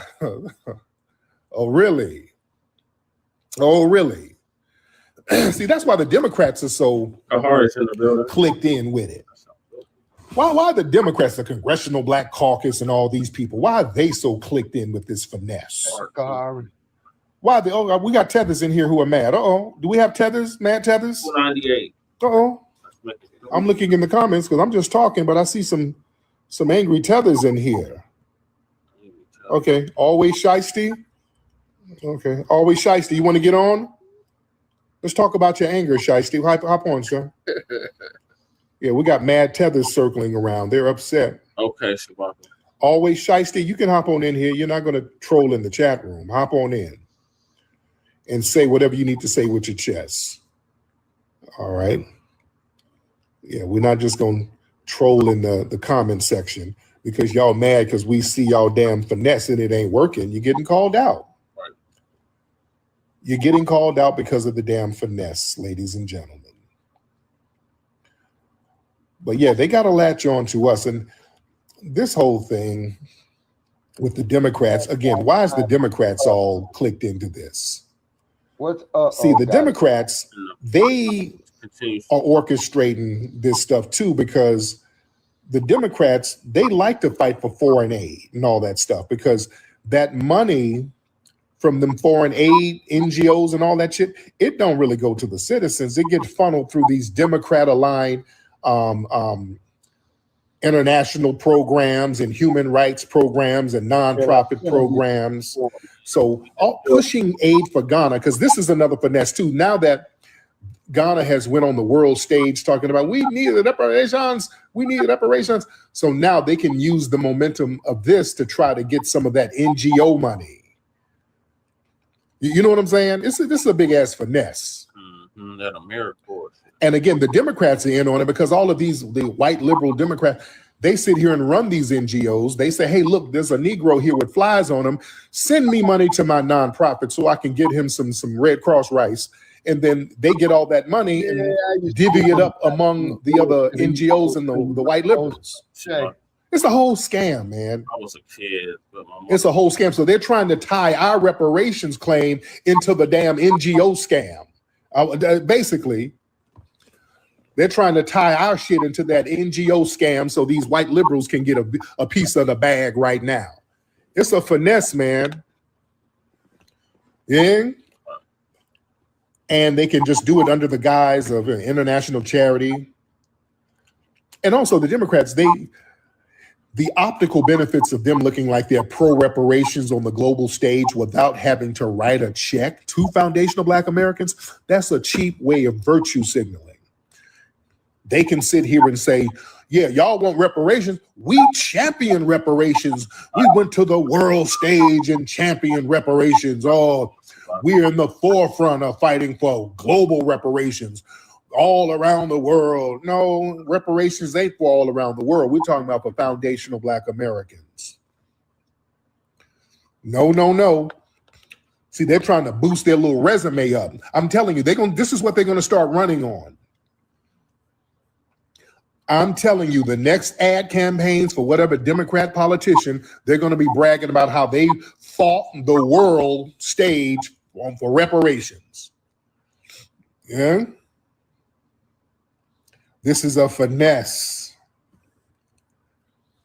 All right. This is a goddamn finesse, and we ain't going for it at all. But yeah, their whole language of, yes, the Europeans, they were trafficking Africans to America. Watch the language they're using. Again, they're trying to undermine our grassroots movement where we're recognizing our unique ethnogenesis here. Watch how the language that they use is framed. They kept using terms of traffic Africans, enslaved Africans in America, Africans here. No. See, what they do, they try to frame us as being imported and not rooted. When they keep saying trafficking Africans to America, you're reducing the identity of Black Americans to basically us being displaced foreigners, which we are not. We are not displaced foreigners. That framing strips away any sense that we are people who are formed here on this land. We got centuries of struggle, experience, development. We're not just, if we're just Africans brought over, then the claim is tied to Africa, not America. See, that's what they're trying to do. They're trying to basically say, yeah, if you want reparations, look over there. Look over to the UN, look over to Africa. But yeah, don't look at us. Yeah, we're not doing that. See, they want to avoid the concept of ethnogenesis. That's the reality that a new ethnic group was created here through the enslaved Africans, the enslaved and free Black Aboriginal and indigenous populations here, because that's very important, because we do have a land claim here as well, because our lineage does go back to the Aboriginals here as well. That created a distinct people with a distinct claim to this land. You see? Take your ass to the little big so we have nationhood level legitimacy here. What they tell you. He has Shabaka. And them trying to remove the indigenous component.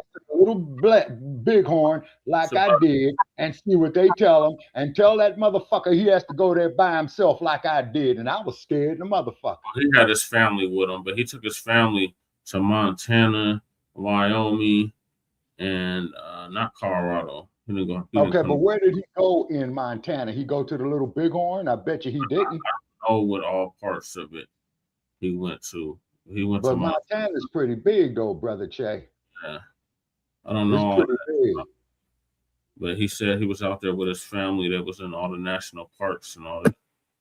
Okay, then he was in Glacier National Park. He was nowhere near the Little Bighorn. Okay, Shabaka. Well, he might have passed by it on the way through. I don't know. But that's the last time I talked to him. Mm-hmm. Okay. On it, that's very pivotal. That's why the tethers always crash out when we mention part of our indigenous lineage here as well. They try to deliberately act dumb. You niggas say you are Indians. You are not Indian nigga. No, we're saying that we are people who had an ethnogenesis on this land with indigenous ancestry and African ancestry, and that created an ethnogenesis. That's the reality of what happened, which makes us unique to this land, which also makes us indigenous to the country of the United States, because we are the indigenous population of the United States. Unlike all of these other groups who went to other European nations or westernized nations, we didn't go to another nation. We're in a nation that we actually built. Like I did. This is the only first world nation that was built in part by us. So we have a claim to that. We're not refugees like these other people. Do you understand that? Yeah. We're not that. See, when you realize you're no longer talking about a people who only came from outside. You're talking about a people with ancestral ties to this land. That changes everything. We're people with an indigenous continuity and an ancestral inheritance here. See, they keep trying to talk around that. That's why they have to constantly Africanize us. You see? And we ain't going for that. See, they want to frame reparations away from land towards symbolisms. They're talking about crime against humanity, labor exploitation, racism. Let's talk about land theft. That's what we need to talk about. Land theft, territorial dispossession. That's what we need to get to. So it's just real heavy. And when they use that language, that builds a coalition to basically benefit other groups more than foundational Black Americans. By framing slavery simply as Africans trafficked globally, that allows African nations, Caribbean nations, Pan-African political groups to position themselves as the primary claimants of reparations. You see? We got to shut that down. The reality is the institutional wealth of the U.S. was built directly on foundational Black Americans. The law system infrastructure was built on our lineage specifically. Yeah?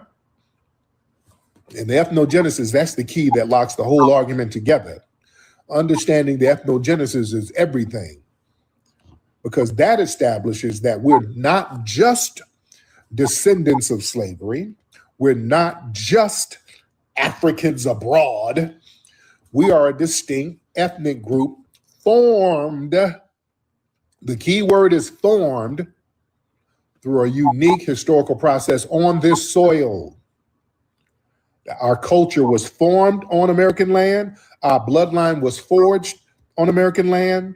Our ancestors built this country on American land directly. That leads to a different conclusion. We are not outsiders seeking compensation. We are foundational people with a direct stake in the land, the resources, and the systems of this country. We got to word this thing right and don't let the tethers come in with the bullshit. Because family, y'all know if an African nation, and y'all know this, if they get some money for reparations, y'all know we won't see a damn dime of it. And neither will you they. know that. They'll give it to the goddamn. Come on. You know the musty niggas ain't gonna let us see a dime. They gonna trick it off within a week. Stinking on some bullshit. We won't see a dime of that. I ain't with none of that shit they're doing. We ain't gonna see a damn cent, and y'all know it. The Democrats know it. That's why they're co-signing this finesse game. It's hard to hear you. You see? At the same time. It is. So we ain't playing that. Wait a minute. At all. What about now? You see? Okay, that's better. But yeah, this is a big con game. Okay, let me know, man, when you want me to pull major con game, and I'm glad the family is seeing it and calling it out. But yeah, it's interesting. We lost John and Mike, Shabaka. Oh. Interesting to see the Pan-Africans up in there. All the people who were talking greasy about the lineage and all of that, and they're from the lineage, but these people get bags. All of these people start crashing out on us who know better. See, they're not doing it out of naivete. They're not dumb. These people get bags. See, that's what these over there. You got some investors or whatever who give these cats, some of these diplomats over there who give a couple of Black Americans a bag to act as PR reps. And their job is to come around us to kind of convert us to the Pan-African scam. That's why this delineation movement is tearing folks up. That's drying up that bag. I'm telling you, this delineation is drying up major bags. Yeah. When you got Sharpton in the mix, come on, Sharpton, bubblehead. Yeah, tell that trick to go the informant Sharpton up his ass and in his mouth. When y'all got him in the mix, man, waving a goddamn. Now, when you see him, when y'all standing up there with Sharpton, y'all know something. The same Sharpton who they said that he tried to coerce Assata Shakur to come back to the U.S. Yeah, he did. Y'all hear about that? Back in the 80s? Yeah, I think it was in the 80s. Yeah, he tried to. It was in the late 80s. They tried to get Sharpton to coerce Assata Shakur to come back from Cuba. Y'all look that up. Y'all heard about that? Nah, man, we did the goddamn story. Y'all didn't know about that? Shit. Yep. How many of y'all knew about where my old heads? Some of y'all might. Y'all look that up. Some of y'all know what I'm talking about, especially if you're from New York. Yeah. That one. Oh yeah. Was in the yeah, they tried to get Sharpton if she would have set foot in any goddamn U.S. newspapers state back in the day. Oh yeah, you heard that. To shoot to kill her. They tried to get him to coerce her to come back to the U.S. like they can have a little meeting or whatever. And she didn't go for it. Hell no, she didn't go for it because she knew she was dead if she would have went for it. Man. Hell no. Oh, man, it's heavy. It is heavy, man. Let me talk to the family. Let me have y'all chime in. Shout out to everybody in here. We're in here heavy. Man, but shout out to the foundational Black American grassroots. Man, everybody standing on business. I'm telling you, man, we're having a foundational Black American renaissance. This thing is serious. The pace. We're having a foundational Black American renaissance, and we're just not going for the BS no more. People are speaking up, speaking out. The ancestors are talking to us, letting us know what's real, what's fake. You understand? And all we're doing is tapping back into how we used to get down. Now, I want y'all to understand something. We've been calling out tetherisms. We've been calling out finesses from some of these foreign people for a long time. This is not nothing new. We're tapping back into it. Do y'all know that? Yep. Oh, Mr. Wire. Oh, we got an angry tether in here. Oh, Mr. Wire? Hop on, Mr. Wire, with your finesse account. No, don't get mad and talk greasy. Mr. Wire, add yourself on here so you can speak on it. Yeah, we're checking you tethers, Mr. Wire. Yeah, we're making sure your finesse games ain't working. Right. That's why you guys are mad. Because that ain't working no more. Y'all can't come around us finessing anymore. It's getting called out. Right now, this renaissance has a spiritual energy having us exposing you tethers. Oh, there's a spiritual component to this, sir. Oh, there's a spiritual component. But listen, like I said, we've always been calling out tethers. Let me show y'all something. This was from a newspaper from 1922, I think. Remember, the Black community, A. Philip Randolph, all these people, they were calling out Garvey. I saw this, and there was some very interesting wording.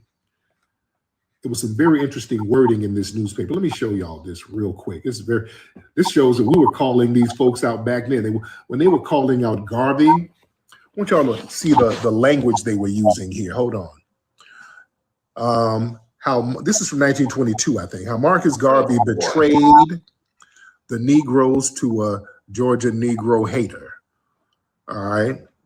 They were calling him out for getting clicked in with the Klan. Garvey joins the Ku Klux Klan. Foreign Negro would help the Klan deport Negroes, Jewish, and Catholic citizens. Come on, Tariq. So they were referring to Garvey as a foreign Negro. He meant back then. That was basically their word for a tether. All right, they said, this foreign Negro. They knew he wasn't us. That's them knowing that he wasn't us. This is in the 1920s they were calling that out. They said, this foreign Negro is trying to be slick. Then they start posting quotes of Garvey, some of the Sambo shit he would say. This is a Garvey statement in New Orleans. This is a white man's country. He found it, he conquered it, and we can't blame him if he wants to keep it. I am not vexed with the white man of the South for Jim Crowing me because I'm black. I never built any street, cars, or railroads, which is, he's a tether. He didn't build nothing. The white man built them for his own convenience. And I don't want to ride where he's willing to let me ride. Then I'd be better. I'd better walk, something like that. He sounds like the tethers sound today, don't he? You niggas, this is their white man's land. First of all, we built the damn railroads. We did build the railroads and the streets. Yes, we did. He was being a Jamaican tether back then. Union Pacific. And they were calling him out. Don't them tethers sound like that today? The white man, this is the white man land, nigga. They love saying that. Them tethers been sounding the same for the last 200 years. Them tethers on TikTok sound just like that. Only halfway believe it. Calling him out for being a tether then, a foreign Negro, meaning he ain't us. I have no reason to doubt. They were saying then this Negro ain't us. But I am going to read up on it. They knew. See, this is why they don't like us tapping back into our ancestral energy, because our ancestors are going to let us know. That's why they keep trying to get us to look over to Africa, look over there. I'm telling you, when you tap into your ancestors over here, they tap back and wake you the hell up. They're going to give you the game you need.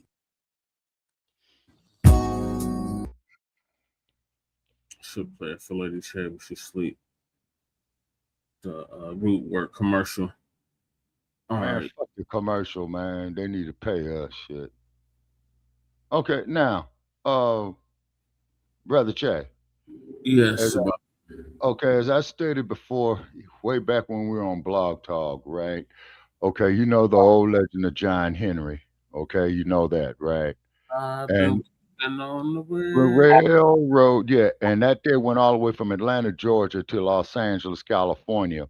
Is because before they tore this place down, they didn't tear it down, but they renovated it, man, and they got a lot of independent movie companies up there now. Those old Union Pacific warehouses you probably saw down there off of Alameda and 7th Street in downtown LA. If I ever been, yes. Yeah. Okay. So what they did is that now they leased all that space out, man, to these independent movie companies, right? And then when I look at some of these Class B ass movies, man, I'd see the goddamn buildings and recognize it. That's the only fucked up thing about coming up in Los Angeles. You know what I mean? Motherfucker try to tell you they're in Chicago, man, motherfucking Los Angeles, Yeah. But the Southern Pacific Railroad, yeah, we most definitely built because, they got it built for free. Okay. It was slave labor. And that's the legend of John Henry. They got built all the way out west. Yeah. No. The Southern Pacific Railroad, Brother Che, goes all the way from Atlanta, Georgia to Los Angeles, California. Right. Yeah. You see. And then you had the Chinese built the Union Pacific Railroad. I believe they only built it as far as from San Francisco to Utah. It was a little section of it, Shabaka. Yeah, but I don't think it went no further than Provo, Utah, where they drove the Golden Spike. Yeah. I think it was Ulysses Grant, who was the president, man, that tapped in the final Golden Spike, as they called it. You know. Provo. Yeah, yeah. Wait a minute. You're right. Provo, Utah. Yeah, where that singing group was from, man. They used to try to compete with the Jackson 5, and they was white, and the Jackson 5 shut them down. Oh, what was that group? Wait a minute. Marie Osmond's brothers. The Osmonds. Yeah, Marie Osmond's brothers. You know what I'm saying? Because you remember when they used to have that bullshit show called Donnie and Marie? Yeah. Oh yeah. And I think that Donnie Osmond was like around in the same age group as Michael Jackson. You hear Where's Khalifa? the kid? Where's the kitty? Behind me. I don't see the kitty. She's behind me. Oh. Here she heard you. She coming. Yeah, she trying to come on TV. Come on, baby. Come on. Come on. Come on, baby. Come on, baby. Khalifa. Ow. Come on, Khalifa. Ow. Shit. Here she is. Yeah, see, it told you she wanted to be on TV. Mm-hmm. Yeah. With them claws. Yeah. And tiger paws. Yeah, so mission not accomplished, tethers. We were not able to usurp our reparations claim. Yeah, and another thing about these tether ass motherfuckers, what they would do if they usurp the reparations claims, you know what the motherfuckers are gonna do, man? Give it right back to the Nabisco. Yeah, and then let me tell you how they give it back to the Nabisco. They'll come over here, find some goddamn Beckys to marry. You see what I'm saying? Who will bullshit them out their motherfucking money. Yep. Then what the motherfuckers will do, Brother Che, will start sending us again them bullshit ass emails, man, talking about they got $2.5 million in the bank. Remember that bullshit? They better not, Shabaka. Yeah, man, because I cussed one of them motherfuckers out, man. Motherfucker ruined my whole bank account behind this shit. Oh, Che. Woo. Let you go pass up. Hot shit. Yeah, you know. You see, so what it is that these brain dead motherfuckers thinking these goddamn Euros love their black asses, man. Fuck them. Yeah. Fuck them. You know, I don't know which is worse. These motherfuckers or house niggas. But then again, I put them all in the same boat anyway. They're the foreign equivalent, Shabaka. You got us not be cracking up. Yeah, you say, and then let me know, man, when you want me to read that material on Raleigh. Get it out. Get it out now, Shabaka. All right, okay, hold on, Brother Che. Okay.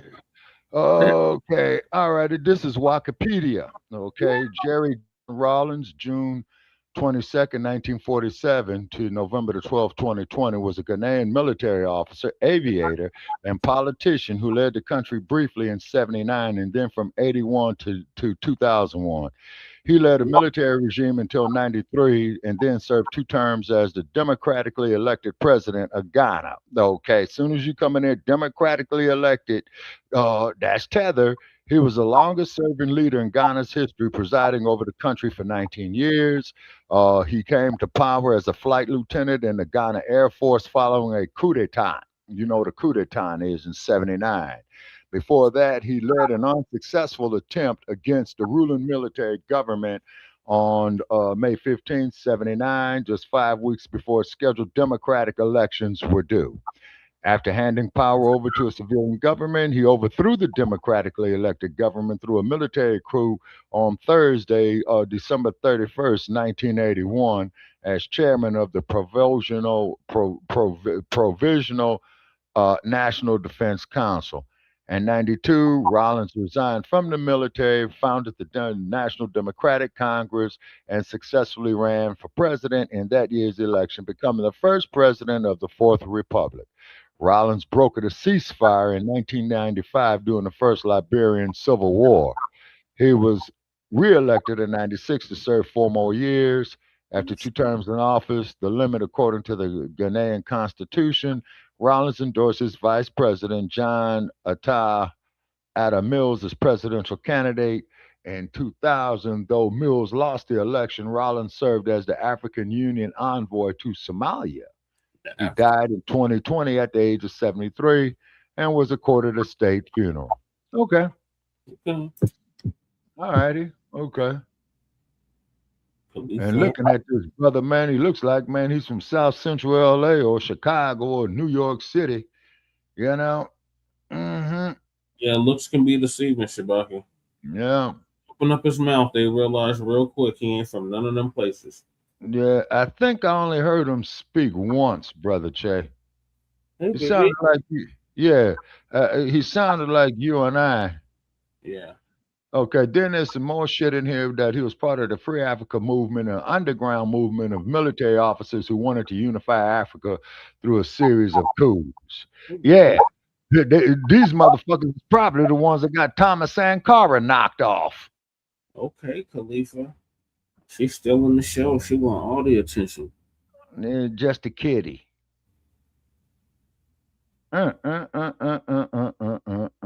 Yeah. Well, the only thing I could say about that, okay, is that we got to do for ourselves. Fuck all you tethers. Fuck you brain dead motherfuckers. Damn sure fuck you Yasa bosses, okay? Now, what's worse, the Yasa boss or the tether? Or are they 2 sides of the same coin? Peas in the pod, Shabaka. Okay, 2 sides of the same coin, okay? Yeah. Nothing worse than a goddamn Yasa boss. Boy, I tell you. And I wish Dynamite would come back on. Rather foreign or domestic, ain't nothing worse. Yeah, you know. Mm-hmm. Yeah. And then the only thing, like I said, Brother Che, just had their asses get jacked up by the LAPD. And then when a nightstick glides gracefully upside their goddamn heads, oh, black brother, help me, let's do 1992 again, man. No justice, no peace, pow, ping. You know, I'm not black American. I ain't black American.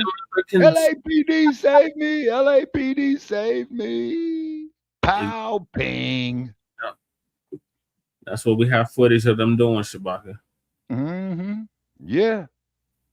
And Khalifa, she wanted all the attention. She said, if you don't give me no attention, I'm out. Well, you have to understand, when it comes to the cat, you're the pet, okay? See, you're the pet, not the kid. The lady said I want to come to grips with that. See, you're the pet. You see what I'm saying? You know? See, Goddess Navi says the kitty is spoiled. Yeah, she is. They're both spoiled. Yeah. Well, my favorite kitty is the panther. That's Khalifa. That's the one she said is spoiled. Mm-hmm. Yeah. And then also too is that go ahead. We come round too. Come on, baby.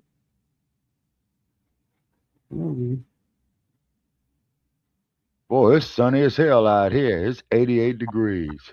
Oh, fried Nabisco's fried. It's like Seattle out here. It's 54 degrees and partly cloudy. Yeah, and I remember, and I told you, man, it don't do nothing but rain in Seattle. They got some of the freshest water going, brother. Yeah, that garbage in California, man, you know, I wouldn't give that shit, you know, to my worst enemy. It wasn't always garbage, though, Shabaka. But yeah, currently it is garbage. Yeah, man, but we need some more of your snow, man, so we could steal some more water from y'all. Nope, y'all cut off. I told you. You down there in Southern California, man. Don't we need to steal Colorado's water? I told Shabaka if my Broncos didn't win the Super Bowl, that we was gonna cut them off from the water. And the Mother Nature said, "Yep, we're cutting you off." Yeah, I need to drive back out there, man, and go take some more pictures, man, just to see. Yeah, because you know, It got so bad, man, where the whole lake damn near evaporated, man. They found all kind of sunken boats out there, dead motherfuckers that been MIA since the early 1950s. And viewing audience, you know where the Colorado River starts? The Colorado River starts, where it start? In Estes Park. Estes Park what? Colorado. Oh, okay. I mean, it's named after the state of Colorado, Shabaka. Oh, okay. Or the territory of Colorado. Yeah, the Colorado River, yeah. So it starts off as like a little creek, a little trickle. Right. In Washington Park. Okay. Rocky Mountain National Park, that's where the mooses and the elk and all that shit is at. Yeah, did I ever go through Rocky Mountain National Park? Yeah, I think I did. Yeah. The last time I did. Was with my I family. know when you go through Grand Junction, Colorado, and start climbing them motherfucking Rockies, boy, your ears pop. Yeah, they start immediately popping as soon as you pass Grand Junction. Yeah, and then you get up there to the top and pass, what's that, Eagle, Colorado, with that lion-ass, skank-ass broad. That was trying to train Kobe Bryant. Yeah. That was Aspen, Shabaka. Yeah, Aspen, yeah, the skiing place. Yeah, that's what we need. We need y'all to have an avalanche of all that motherfucking snow again. Skiing place, it's the mining town. Yeah, that's right, because y'all got gold in the Colorado hills as well, too, up in a place called Black Hawk. We had gold and silver. Yeah. In them hills. There's gold in them there hills. In them 14-footers. Yeah. Yeah, I've been learning some interesting Colorado history. Yeah, and then they had silver off on this Comstock load here. And that's what the Cartwrights was all about. Mm-hmm. But they had to get through here before they could get through there. Yeah. And then not to mention, where they had them cannibals up there at Donner Pass in 1847. Oh, talk about it, Shabaka. Yeah. I admit that from the history books. Yeah. It was doing. Yeah. What had happened is that they was on a wagon train heading to California. They were having oxen pull the wagons. Okay, not horses. Oxen, because oxen are bigger and they're much more stronger, right? Okay. And they travel slower than the ponies. So what had happened is that the trail boss had said let the oxen graze up there at Donner Pass. See what you did there, Shabaka. We What? Them gators. Huh? I said I seen what you did there, Shabaka, but continue on. What do you mean? Oh, well, I told the Raiders, man, to change their name or leave town, man. They misrepresenting us, man. So what had happened was, Brother Che, is that old mighty Whitey, figuring he can conquer anything, then that damn blizzard hit their asses, and what had happened was the motherfuckers started dying, and them troglodytes went into cannibalism. Yeah, so what had happened is that I guess looking like a snack. Yeah, and then I guess what had happened is that a couple of them cats got together and they says, well, look, we got to go down here to Fort Sumter. Wait a minute. Is it Sumter or Sumner? I think it's Sumner. It's in Sacramento, man, because they got a historical landmark by it. On here with us. Oh, Goddess Nabi might know. Is it Sonia? Okay, Goddess Navi, could you pull up Donner's Pass, please, ma'am? I don't have Gemini for some reason no more. Yeah. Well, these damn computers are being reconfigured anyway, man. Yeah. The new layout for StreamYard. Do I have the new layout for StreamYard? Look at this. Look at the logo. Oh yeah, it's all blue with S on it. Yeah. Pull up who? Okay. Pull up Donner Pass, Goddess Navi. Okay. Yes, Donner Pass, 1847, and Fort Sumner, California. which should be near Sacramento. It's a duck with headphones that have a big ass S on them. Yeah.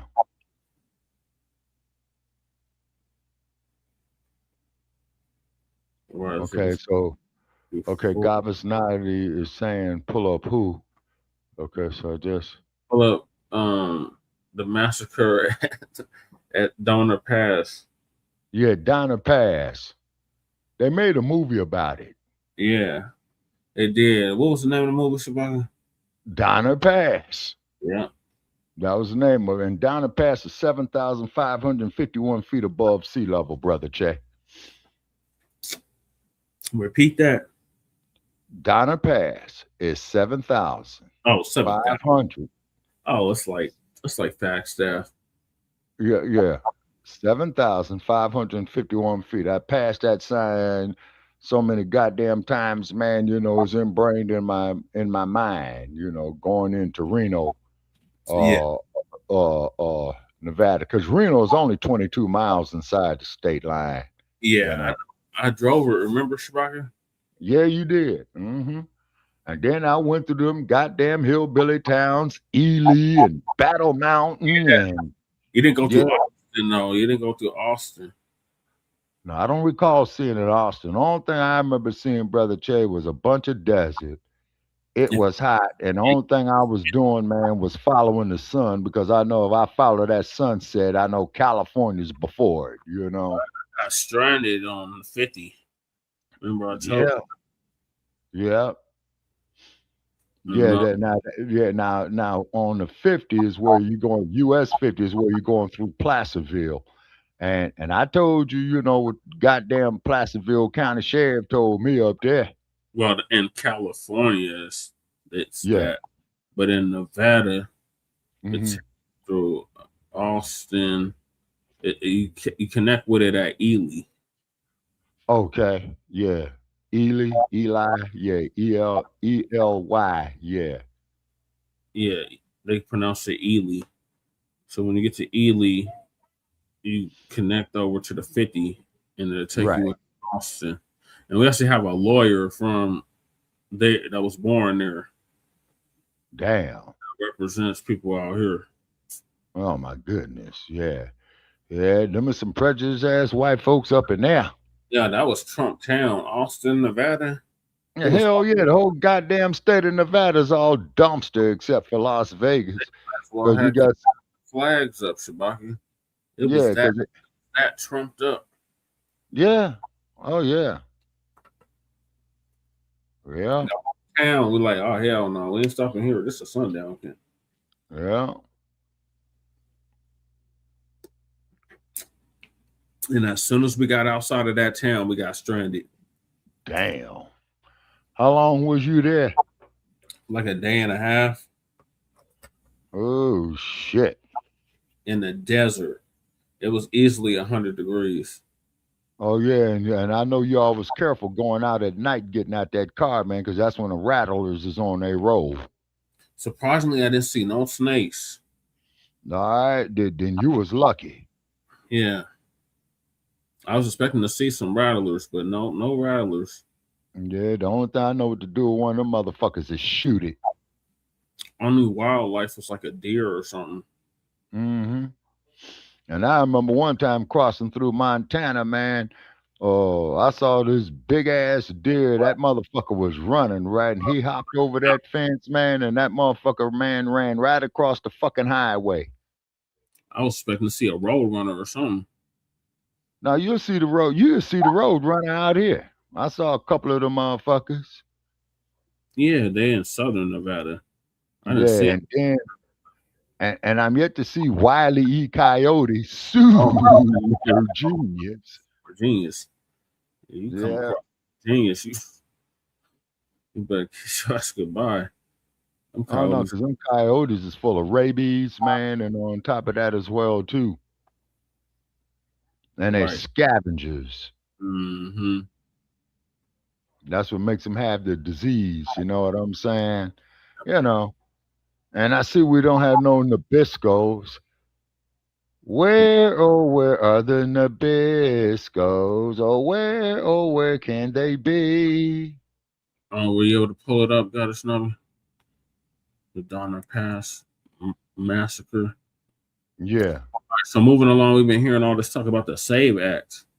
So the SAVE Act is basically going to make citizens show ID when they go to vote.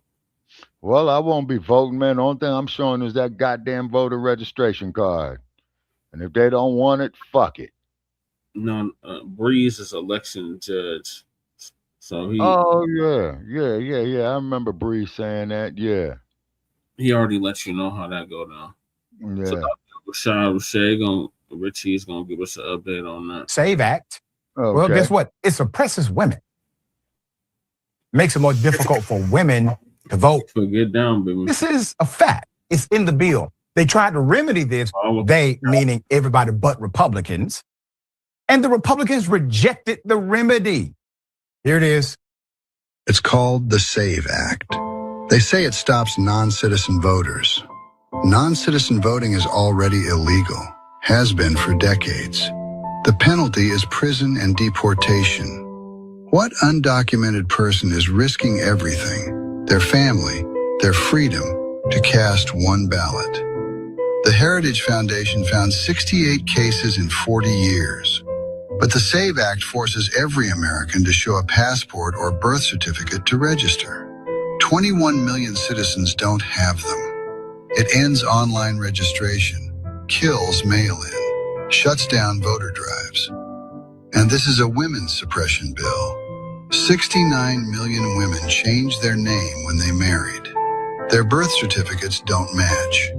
Extra documents, extra steps, extra cost. Women have voted at higher rates than men in every election since 1980.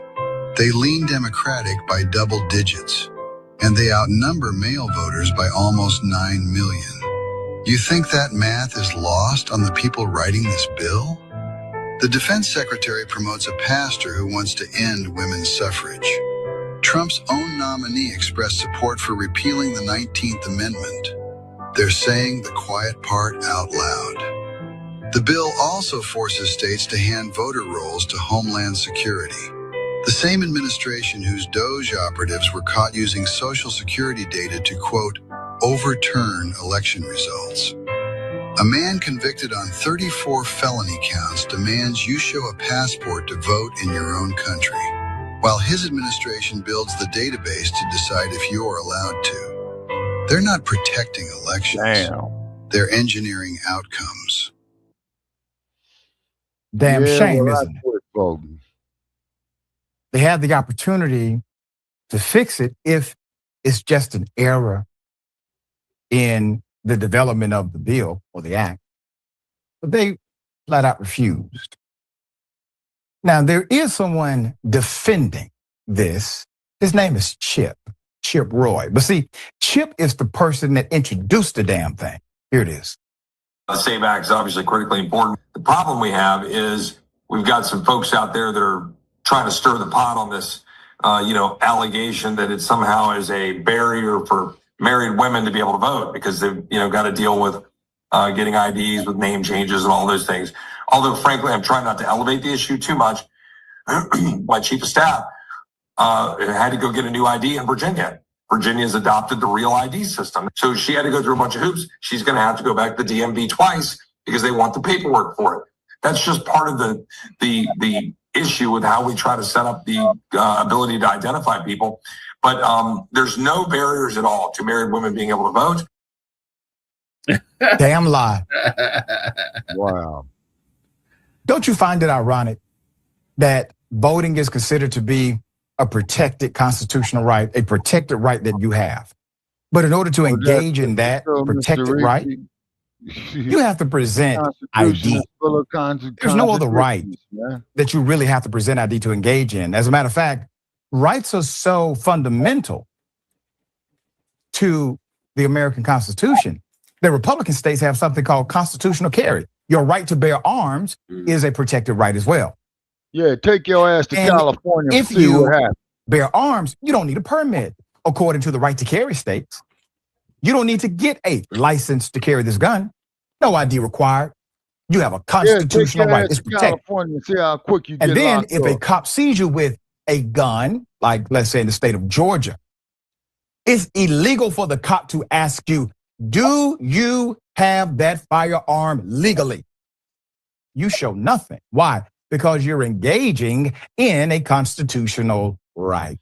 Yeah, go to California with that shit. But when it comes and your ass gonna get hit right with 5 years too. Do we have constitutional voting? We got constitutional carry, where they will make it as easy as possible for you to get access to that gun.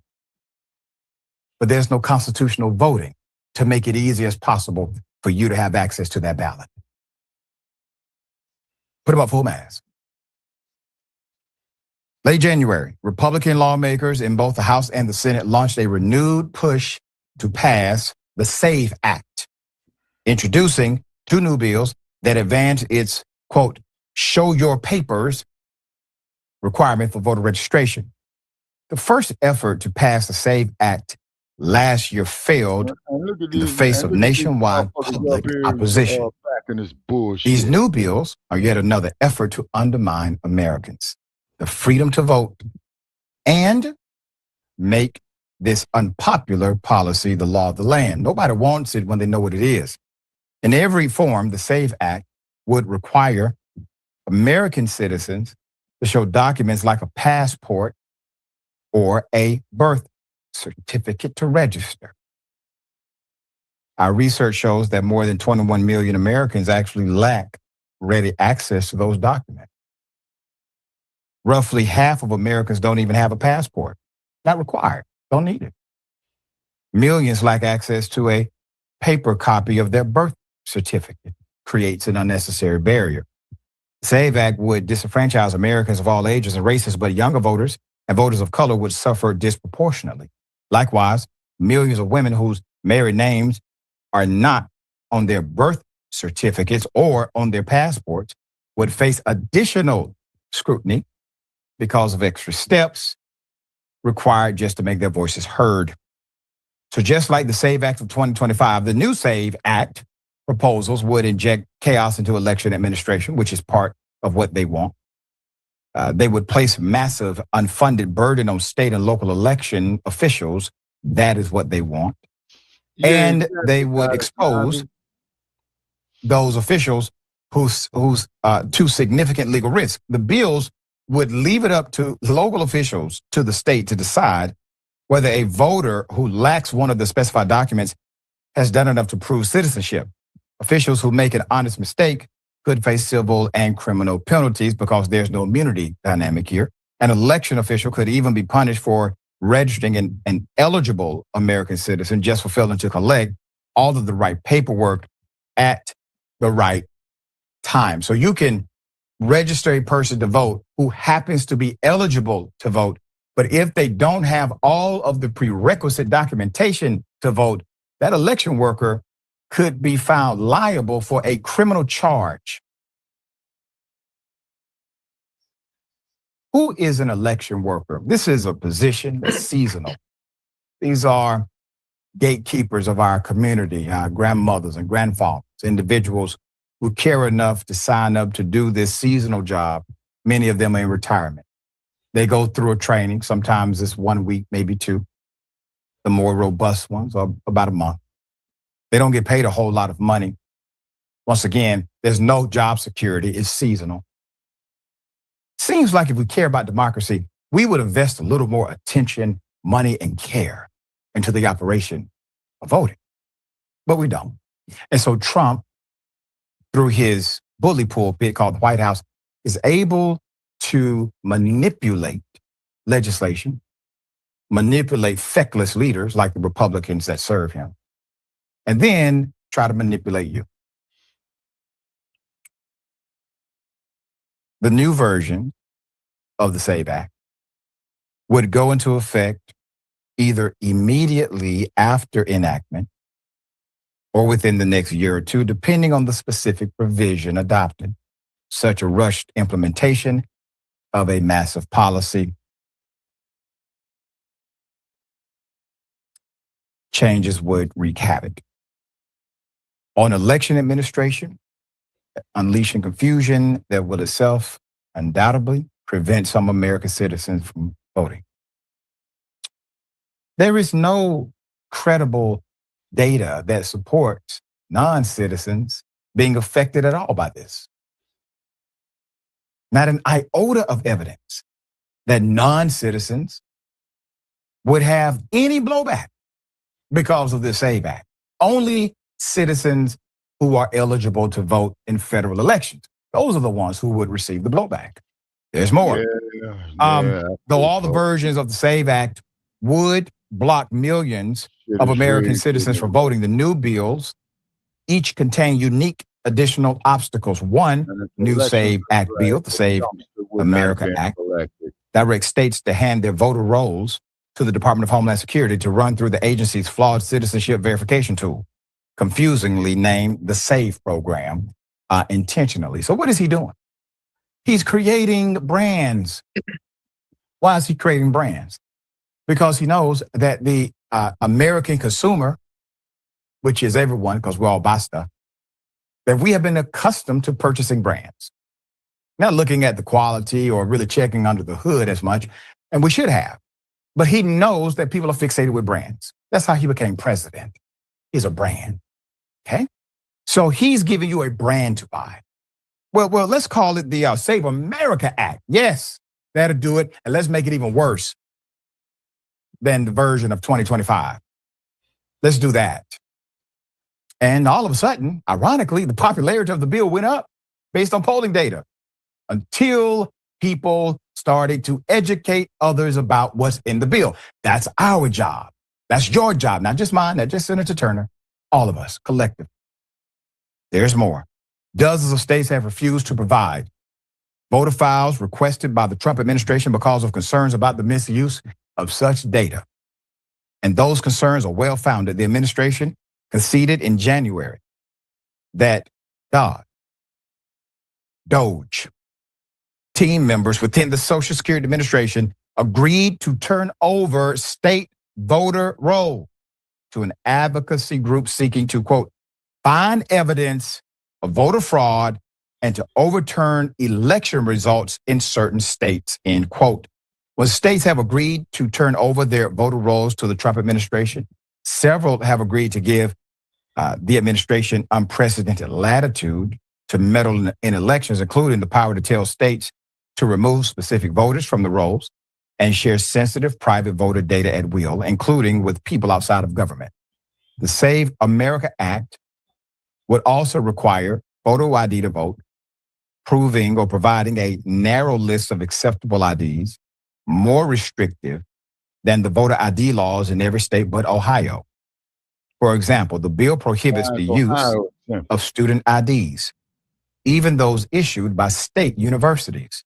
Now, before I continue, I want to remind everyone, student IDs from state universities are government ID. Those are government IDs. State universities are governmental entities. We've been fighting to make sure that private colleges can have the same opportunities. Students that go to private institutions that have college ID should be able to utilize that college ID to vote. What they have done is they have taken all college ID off the table. There's more. For example, the bill prohibits the use of student IDs, even those issued by state or government universities, and accepts tribal IDs only with an expiration date, even though many tribal IDs do not have an expiration date on them. Once again, it's designed. There's more. The bill originally would have required voters in many states to show their passport or birth certificate again every time they voted. But that requirement was replaced with this highly restrictive photo ID mandate when the bill moved through the House. The SAVE Act solved nothing. All available evidence, including from the Trump administration itself, indicates that only American citizens vote, and the exceptions are vanishingly rare. States that have combed through their voter rolls looking for illegally cast votes, like Louisiana and Utah did recently, have repeatedly confirmed that fact. It don't exist. These bills are part of a broader federal agenda to sow distrust in the election undermine election administration, and discourage Americans, citizens who are qualified to vote, from making their voices heard. The SAVE Act in any form would block millions of American citizens from voting. Congress should stand firm once again to reject this SAVE Act. His code is not difficult to decipher, as I say often. If he say it is not. If he says it is not, it is. If he says it's the SAVE Act, it's the you are not being saved act. All right, Senator, thoughts? Yes, save us from what? I mean, really, we need an act to save us from this tyranny, save us from this fascism, save us from this craziness. I mean, the Heritage Foundation, and I know our viewers understand this, is a right-leaning organization, institute, foundation. And what was it, 68, 69 cases in 40 years? There is no one in their sane mind going to risk their freedom, risk monetary penalty to go in and impersonate someone at the ballot box. They're just not going to do it.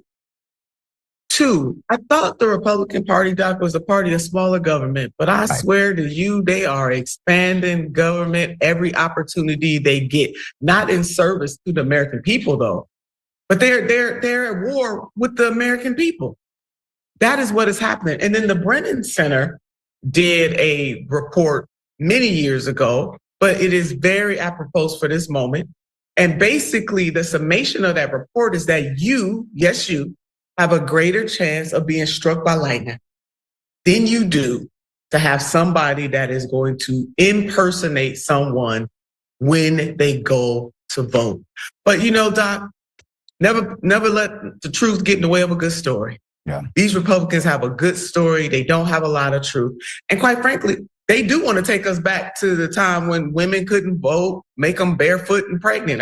I just go ahead and say that. You don't want women to have any rights, because if you loved women, whether it's your wife, your daughter, your aunt, your grandmother, or your teacher who was a woman, why would you impose such restrictions that you know have an extra negative ripple effect on all women who are married? And then people of color by extension. I understand why they're trying to make it harder for people of color to vote, Doc. I do. I don't like it, but I understand it. But the fact that they're going after women, and their own women, will be collateral damage in this. And so the president recently gave a speech. I wrote it down in my notes when you were talking. And I forget who he was talking to. I think it was an audience in Kentucky, but viewers don't hold me to this. But the president gave a recent speech within the last 3 weeks. And he said, if we get the SAVE Act passed, and I'm paraphrasing him, we will be winning elections for the next 50 years. See, President Donald J. Trump has this awesome superpower of actually, from time to time, telling the truth on what really they are up to and the rationale for doing it. The president, his own words, out of his own mouth, said passing the SAVE Act will give Republicans power for the next 50 years. That really is the goal of this bill. It is not seeking out any indiscretions or discrepancies within the voting rolls in this country. States do that, and they do it very well. Yeah. That's not what this is about, Doc. And people need to understand that, whether they like Trump or not, this is not about like anymore. This is about a fundamental right that is not equal to getting a driver's license. I hate when people say you need ID for...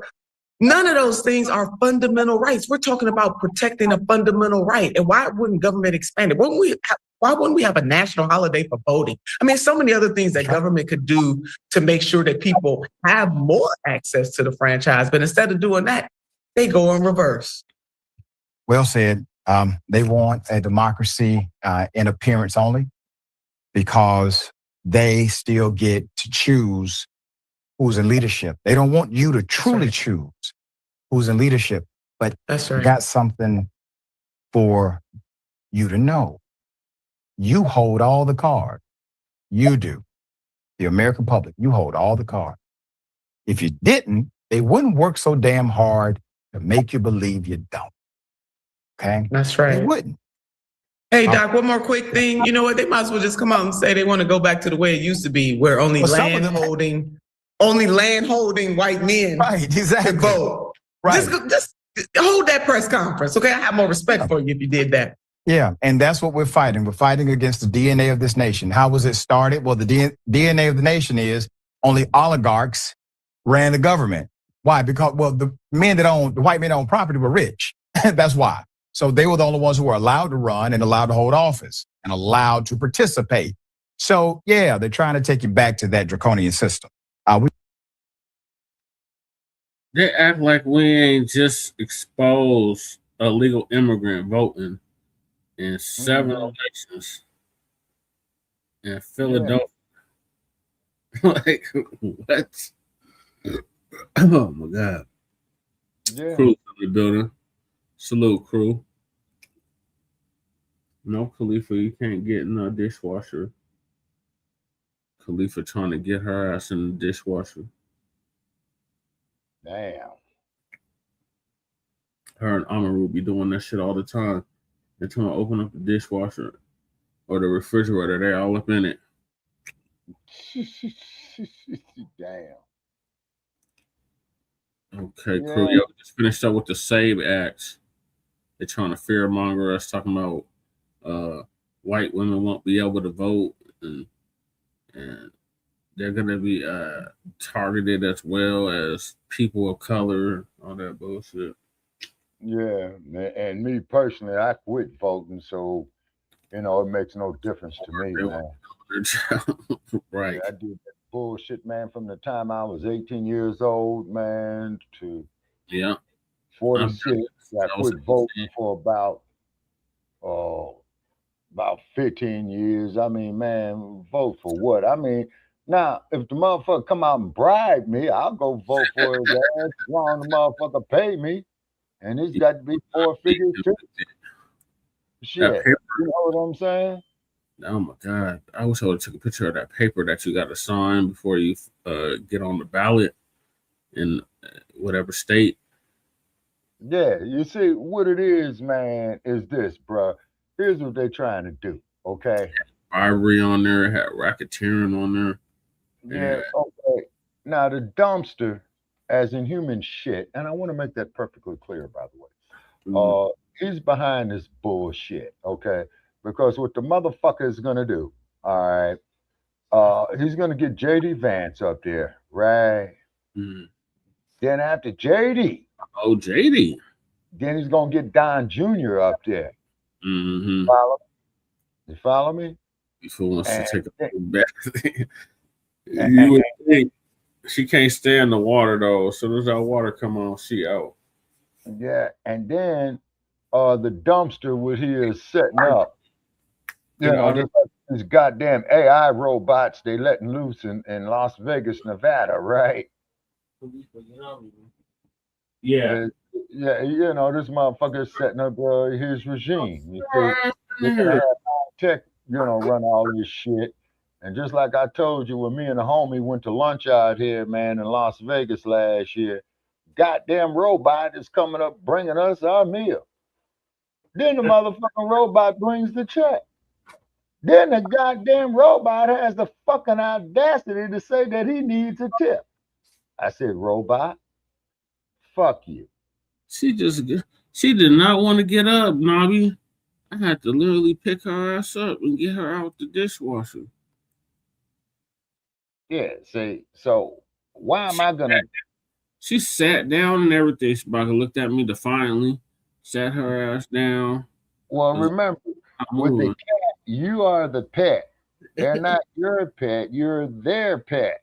You see what I'm saying? Now, back here to Las Vegas with this AI shit, okay?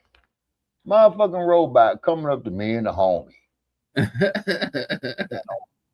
Bill $30, right? Oh, you said the robot dogs is there now. Yeah, they got the robot dogs out here now. They out there all testing them. So I want to get back on camera, I guess.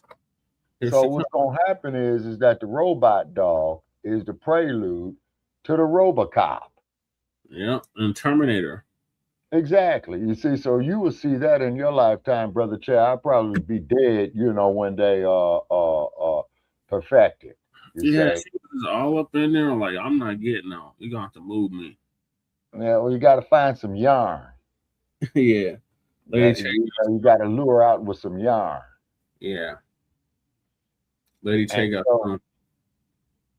And so that's what you got to do. See, is that black family? We got to get our shit together. You see what I'm saying? Is because these motherfuckers is gonna be out here to exterminate us. They already got Nabiscos coming up to us, talking about they want to marry our women and all this old shit. Yeah, Goddess Navi, that motherfucker wanted a damn $30 tip, and I told him, fuck you. I ain't giving you shit. No tip. He a fucking robot. He don't get tired. And he demanded Shabaka give him a tip too. Yeah, motherfucker up there trying to strong arm somebody, man. You know what I'm saying? Yes. Remember that movie Short Circuit? God, it's not. I heard of it. Yeah. And then what was the one that Will Smith did called I, Robot? Yeah, Johnny Five was the name of the robot in Short Circuit. Damn. Yep.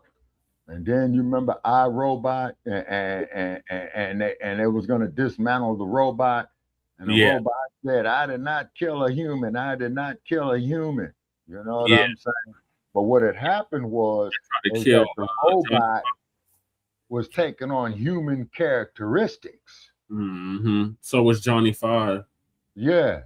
Johnny Five was too, and they tried to kill him too. Yeah.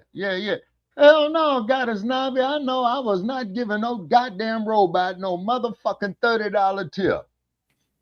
Tip. And they kept saying tip. Yeah, tip. Tap. Motherfucker just standing there, man. Batteries. And man, this shit was crazy, man. Oh my God. I watched that shit when I was a kid. Oh, I remember Batteries Not Included. That shit was funny as hell. Yep, I remember Batteries Not Included too. Yeah, that shit was funny as hell. Yep. Yeah, I watched all that stuff when I was a kid. Let's see. Yeah, and I think that the Batteries Not Included was like where they were helping elderly people. Yeah. Yeah. I'm gonna be needing one of them motherfuckers in a minute. Shit. Yeah, it got to be Short Circuit. That was a good movie. Johnny Five. That was a good robot. They tried to kill him and everything. Yeah. And then I, Robot with Will Smith. Oh, yeah. Even going back further than that, the Jetsons with Betty.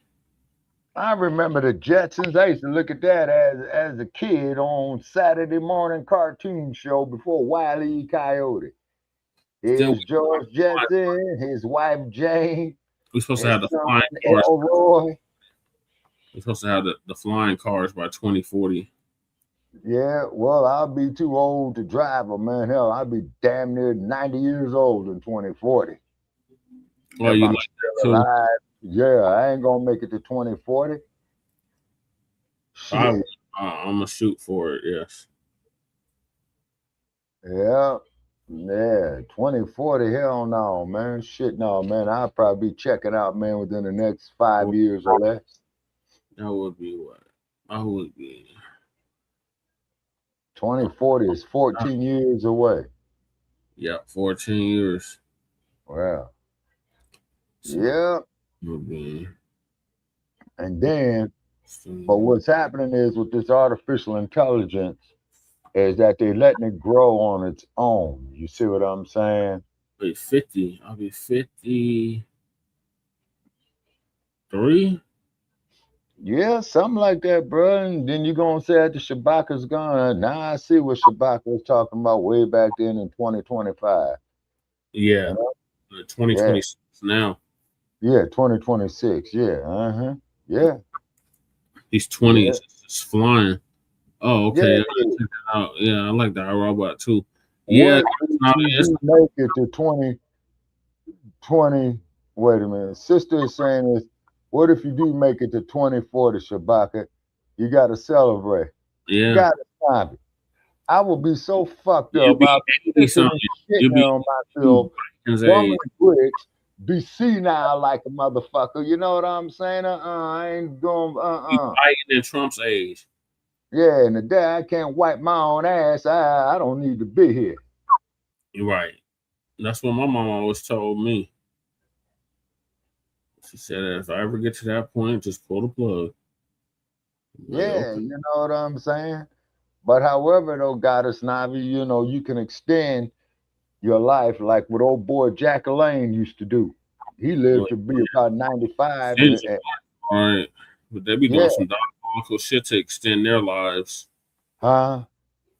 The Nabiscos, like, look at the Rothschilds. They're in the 90s. How are they still alive? Yeah, and them some evil ass doubles too. Look at Prince Andrew.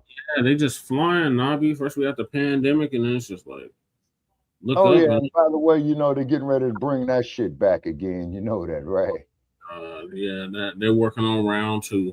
Yeah. Mm-hmm. Yeah, the jabby jab. You know what I'm saying? And then what's gonna happen is, Brother Che, if you don't get the jabby jab, you're not going to be able to get Social Security payments. You're not going to get driver's licenses. You know, it's state-sponsored extortion is what it is. Yeah. See, because like I said, man, before I went to the South, I had to take a damn COVID test. It came back negative. You know what I'm saying? Yeah. And I told you about a loved one of mine that tested positive for it. He said he's going to go get the jabby jab.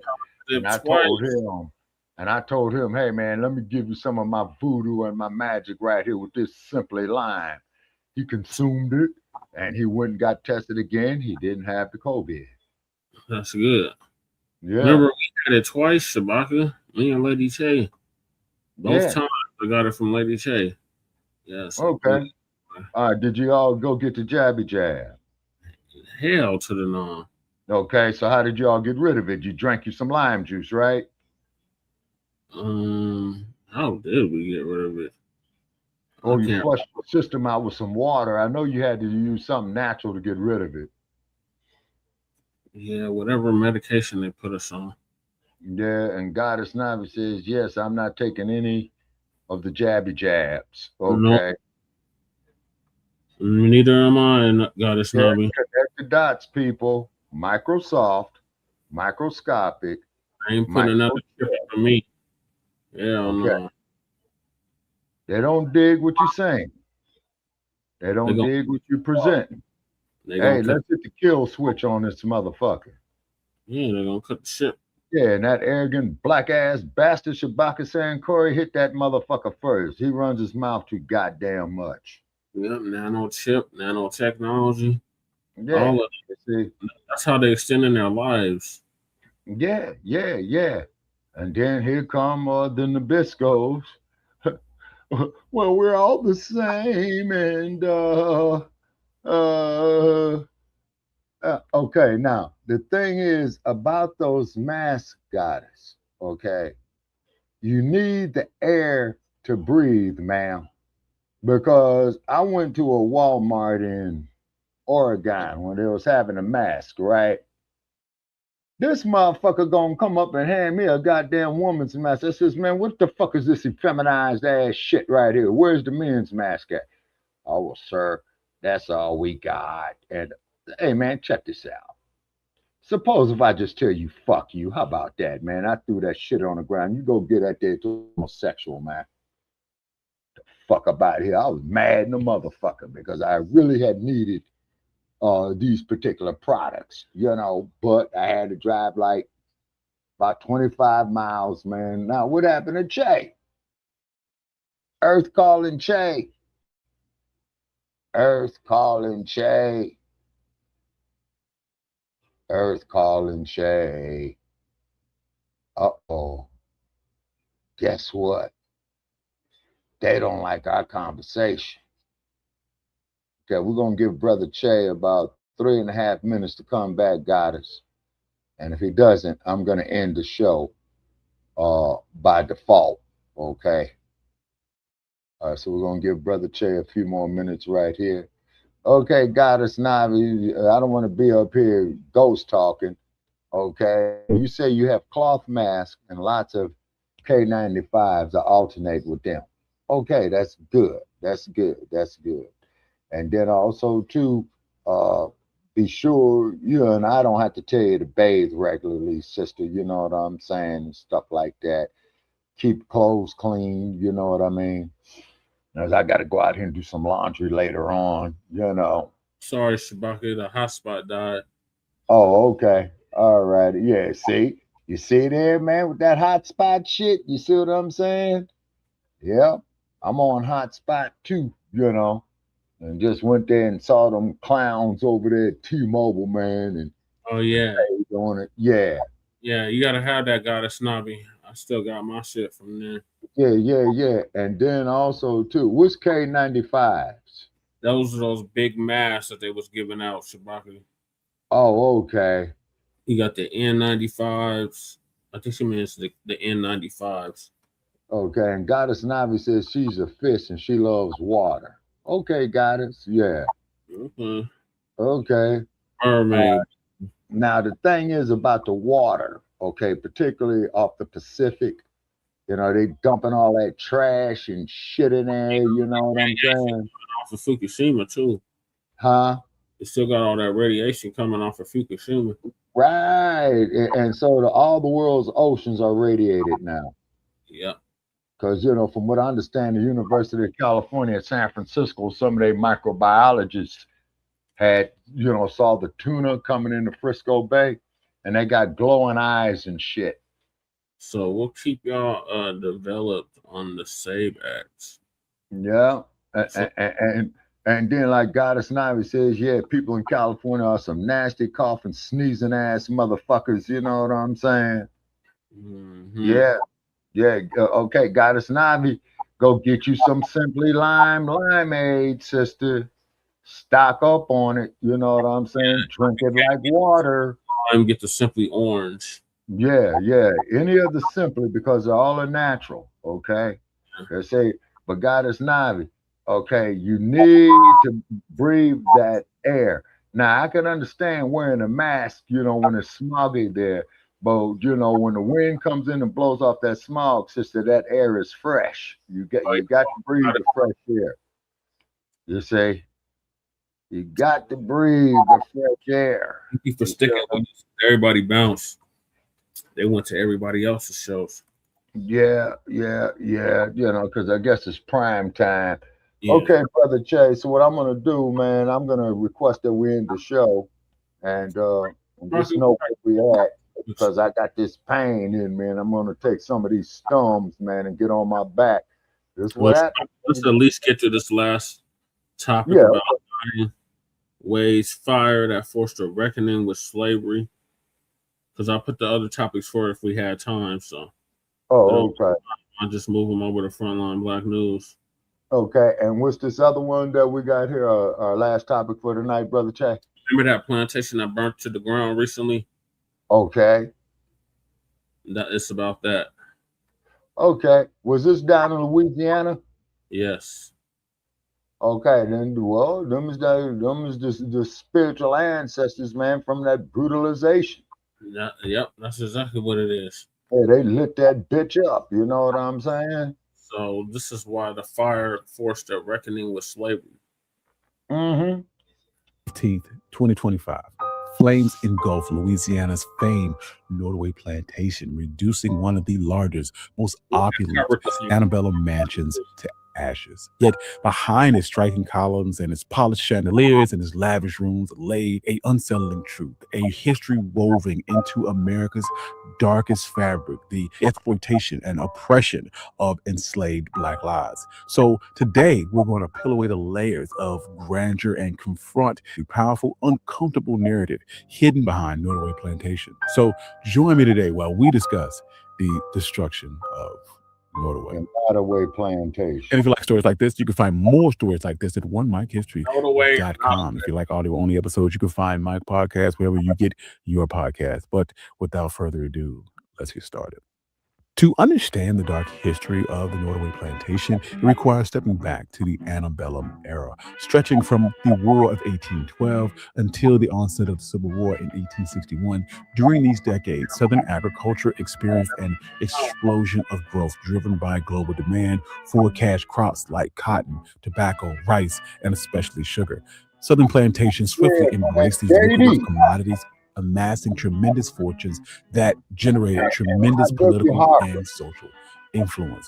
Sugar emerged as a particularly profitable, and Louisiana was perfectly suited for sugarcane's finicky cultivation. Rapidly, it became America's sugar bowl, hinting at the sweetness but also masking the undeniable human suffering. Growing and harvesting sugar demanded punishing labor year-round, infamous for its harsh intensity, unyielding workdays, and dangerous conditions. Unlike cotton plantations, which offered a short period of relative downtime, sugar plantations required constant, grueling labor. The planters oversaw enslaved African Americans as essential machines rather than human beings, systematically forcing their bodies and spirits beyond endurance to maximize profits.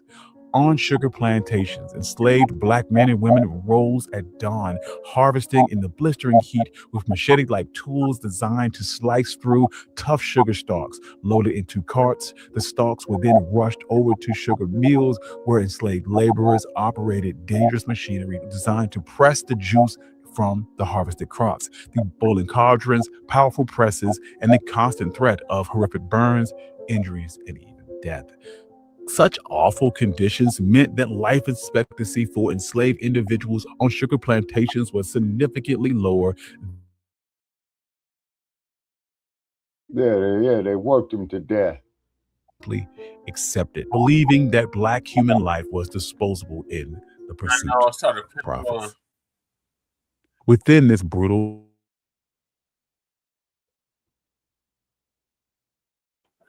River, it was established in 1859 by John Hampton Randolph, a Virginia planter who migrated southward to exploit Louisiana's sugar boom. Nottoway quickly became emblematic of Southern wealth and power. Randolph understood the lucrative possibilities sugar cultivation offered. In the ambitious and unrelenting pursuit of wealth, he eventually controlled over 6,200 acres of fertile land, with 1,200 of those acres being exclusively dedicated to sugar production. To maximize his profits, Randolph held at his height 155 enslaved African Americans forced to work, live, and die on his plantation. Randolph expressed his wealth boldly, commissioning New Orleans architect Henry Howard to craft a home of unparalleled wealth and size. Built largely from local cypress timber, sourced, prepared, and painstakingly assembled entirely through enslaved labor, Nottoway Plantation stretched nearly 53,000 square feet with 63 opulent rooms, 156 doors and windows, state-of-the-art gas lighting, advanced indoor plumbing, and 22 towering columns gracefully overlooking the riverbanks. Upon the mansion's completion, Randolph went as far as destroying the architect's original plans, preventing anyone else from recreating Nottoway's splendor. Yet, beyond the marble tile and the intricate embellishment, each breathtaking room stood as a monument to human suffering. Nottoway was not merely a mansion, it was a gleaming monument to Randolph's wealth, built entirely on stolen freedom, relentless suffering, and enslaved labor. Life in Nottoway resembled life at countless plantations across the South, marked by constant physical exhaustion, terrorizing violence, and emotional torment. Randolph's enslaved workers spent their days planting, cultivating, and harvesting sugarcane under the punishing Louisiana sun. Overseers forced an atmosphere of relentless productivity, threatening and inflicting physical punishment through brutal whippings and beatings. Families lived under the They turned this shit into a resort. And we supposed to sit up there and love these crackers. And we supposed to love the crackers. Yeah. I just looked it up. They turned that shit into a resort. Into a resort. God damn. And I bet you it's white only, huh? It was on fire. It's a damn resort. I don't even see no mention of the fire in the comments. Damn. It looked like they fixed that shit up real nice. It's right off the Mississippi too. Yeah. Each time I cross that motherfucker, boy, I get an eerie feeling. And outside of White Castle. I wonder, outside of White Castle, you say, Brother Che? White Castle, Louisiana. Interesting. Do you know, man, in Chicago, man, that they used to have a chain of hamburgers called White Castle? Oh, shit, I found some more plantations. I found the Whitney plantation, the Evergreen plantation, the San Francisco plantation. San Francisco plantation? Yep. And what state is that in? Wait a minute, Brother Che. Wait, the San Francisco plantation, what state is that in? Louisiana? Yeah. Then that means they had some Spanish come up there with that, because San Francisco means St. Francis. Yeah, it's just San Francisco plantation right along the Mississippi, just outside of New Orleans. Yeah, well, I'll never set foot in that goddamn city of New Orleans. No. So this plantation is just outside of Baton Rouge. The state capital, Baton Rouge, I believe the French used to call it. Yep. Yeah. Right along the Mississippi. Ever-present threat of loved ones being torn away, sold off, and separated forever at their master's whim, creating psychological scars and emotional torment through countless generations. Within this stark and humbling slave quarters, life was a testament to resilience amidst brutality. Enslaved Black men, women, and children endured unimaginable hardship and humanity systematically stripped away through relentless deprivation and oppressive surveillance embedded into the plantations. Like one of the plantations Tariq went to for buckbreaking. Yeah. Yeah, the rape and slave trade and pedophiles. Yet, as tensions grew across America, the eruption of the Civil War in 1861 thrust plantations like Nottoway into uncertainty, threatening the very foundations of their existence and the complex systems of forced labor upon which they relied. Battles raged across the country, and freedom became entangled for millions of enslaved people, and the era of relentless oppression began to crumble. By the war's close in 1865, Nottoway's plantation stood remarkably untouched, only bearing minor contributed greatly only to the a stray grape shot lodged into a once pristine column hinted at the turbulent times that the mansion had endured. Yet, beyond this facade of longevity and grandeur, the harsh realities of the post-war South quickly closed in. For planters like John Randolph, they were once powerful and prosperous through enforced and unpaid labor of enslaved African Americans. The war's outcome shattered their economic dominance. Suddenly confronted with the abolition of slavery, Randolph and contemporaries were met with a grim economic reckoning. Thousands of acres of cultivated fields they had relied on for enslaved labor dramatically shrunk, leaving them burdened with mounting debts and dwindling fortune. Nottoway's once thriving estate, spanning thousands of acres, was eventually reduced down to just 800 acres. Yet, across the South, plantation owners grappled desperately with ruin. The Southern economy staggered. Once wealthy planters faced an uncertain future. In response, Southern planters turned to a system that replicated slavery's profitability and control. Sharecropping. Under this seemingly fair arrangement, Black families would rent parcels of land, paying a substantial portion of their harvest as rent. Yet quickly, sharecropping revealed exploitative heart. Planters manipulated contracts, charged exorbitant prices for supplies, enforcing unfair obligations and debt that became impossible to escape.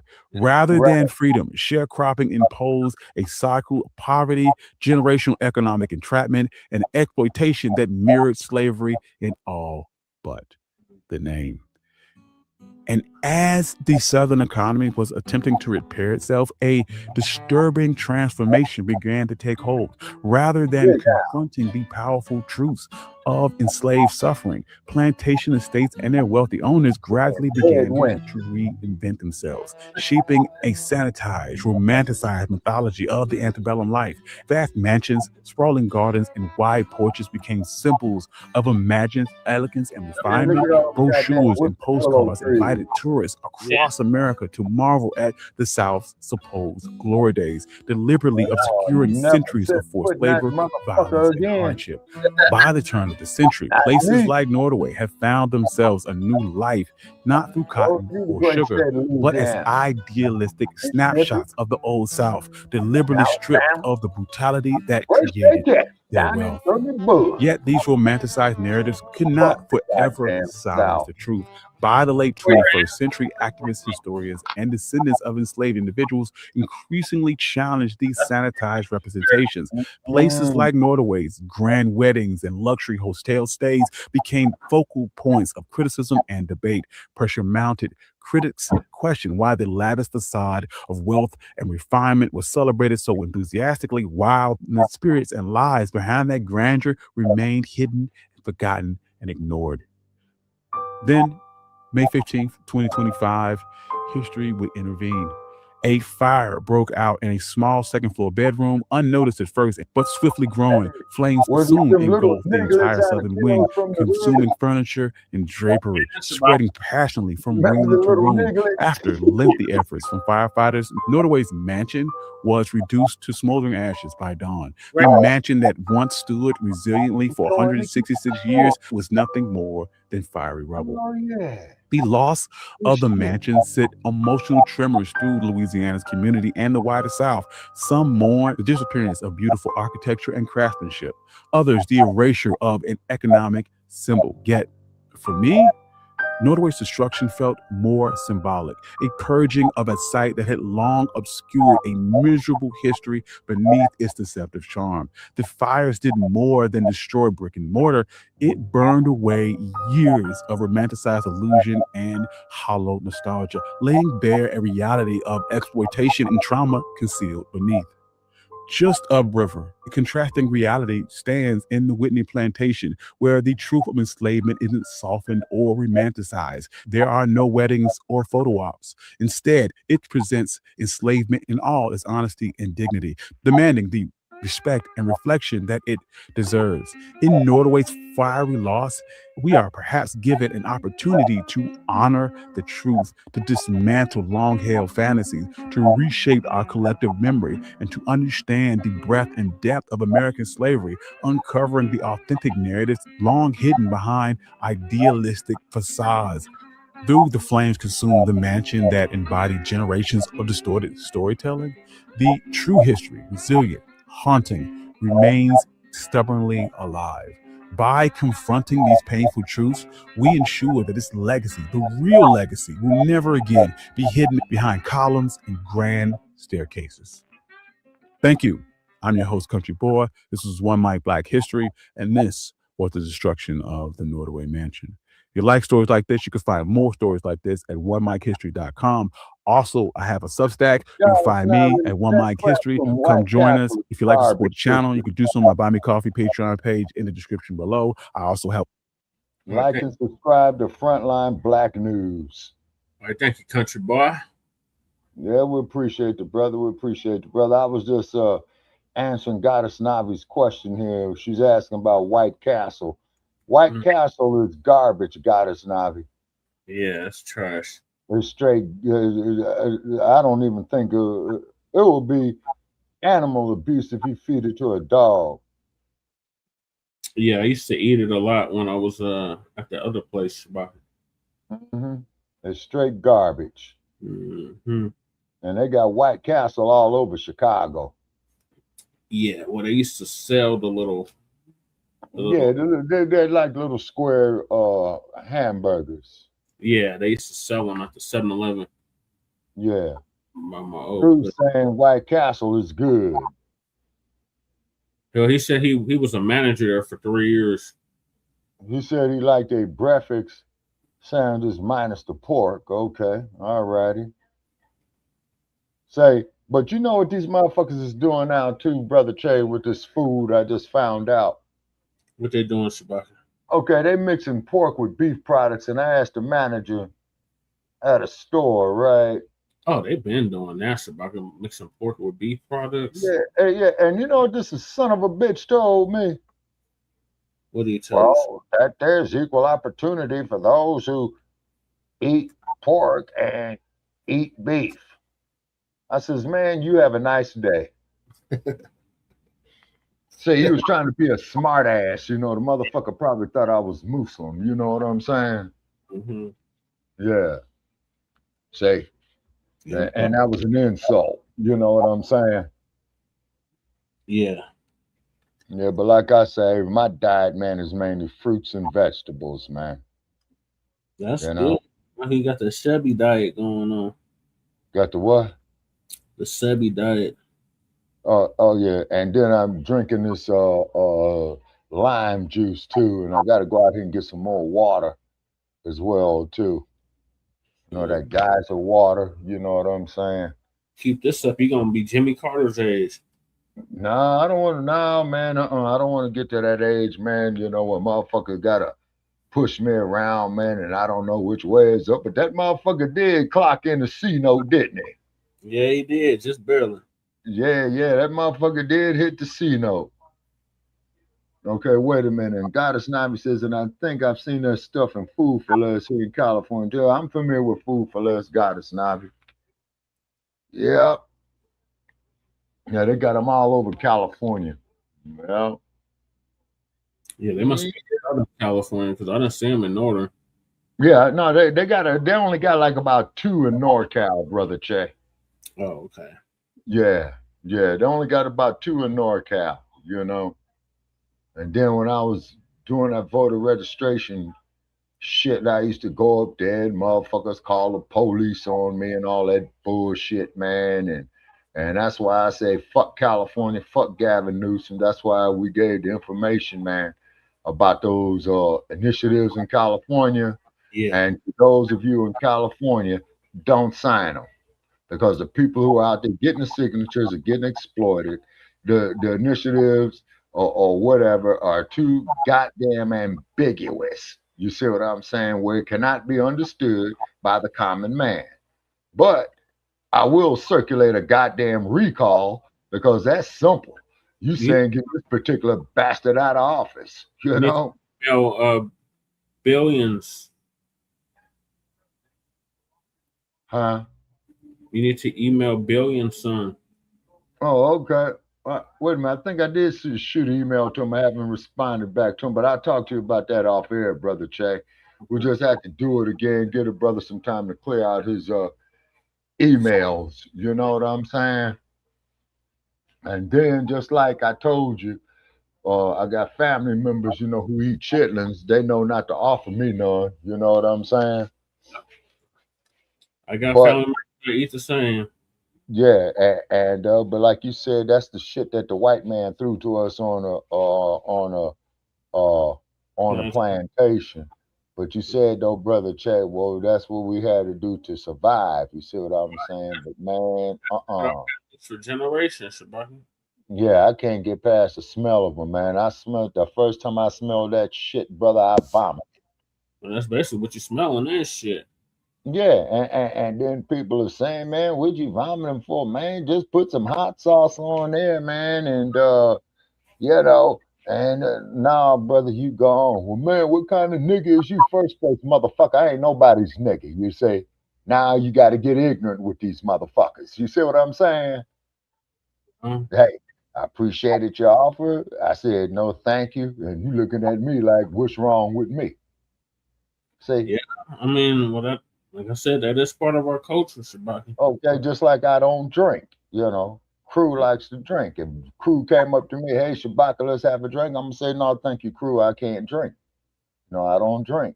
Yeah, that fire water. Yeah, you know.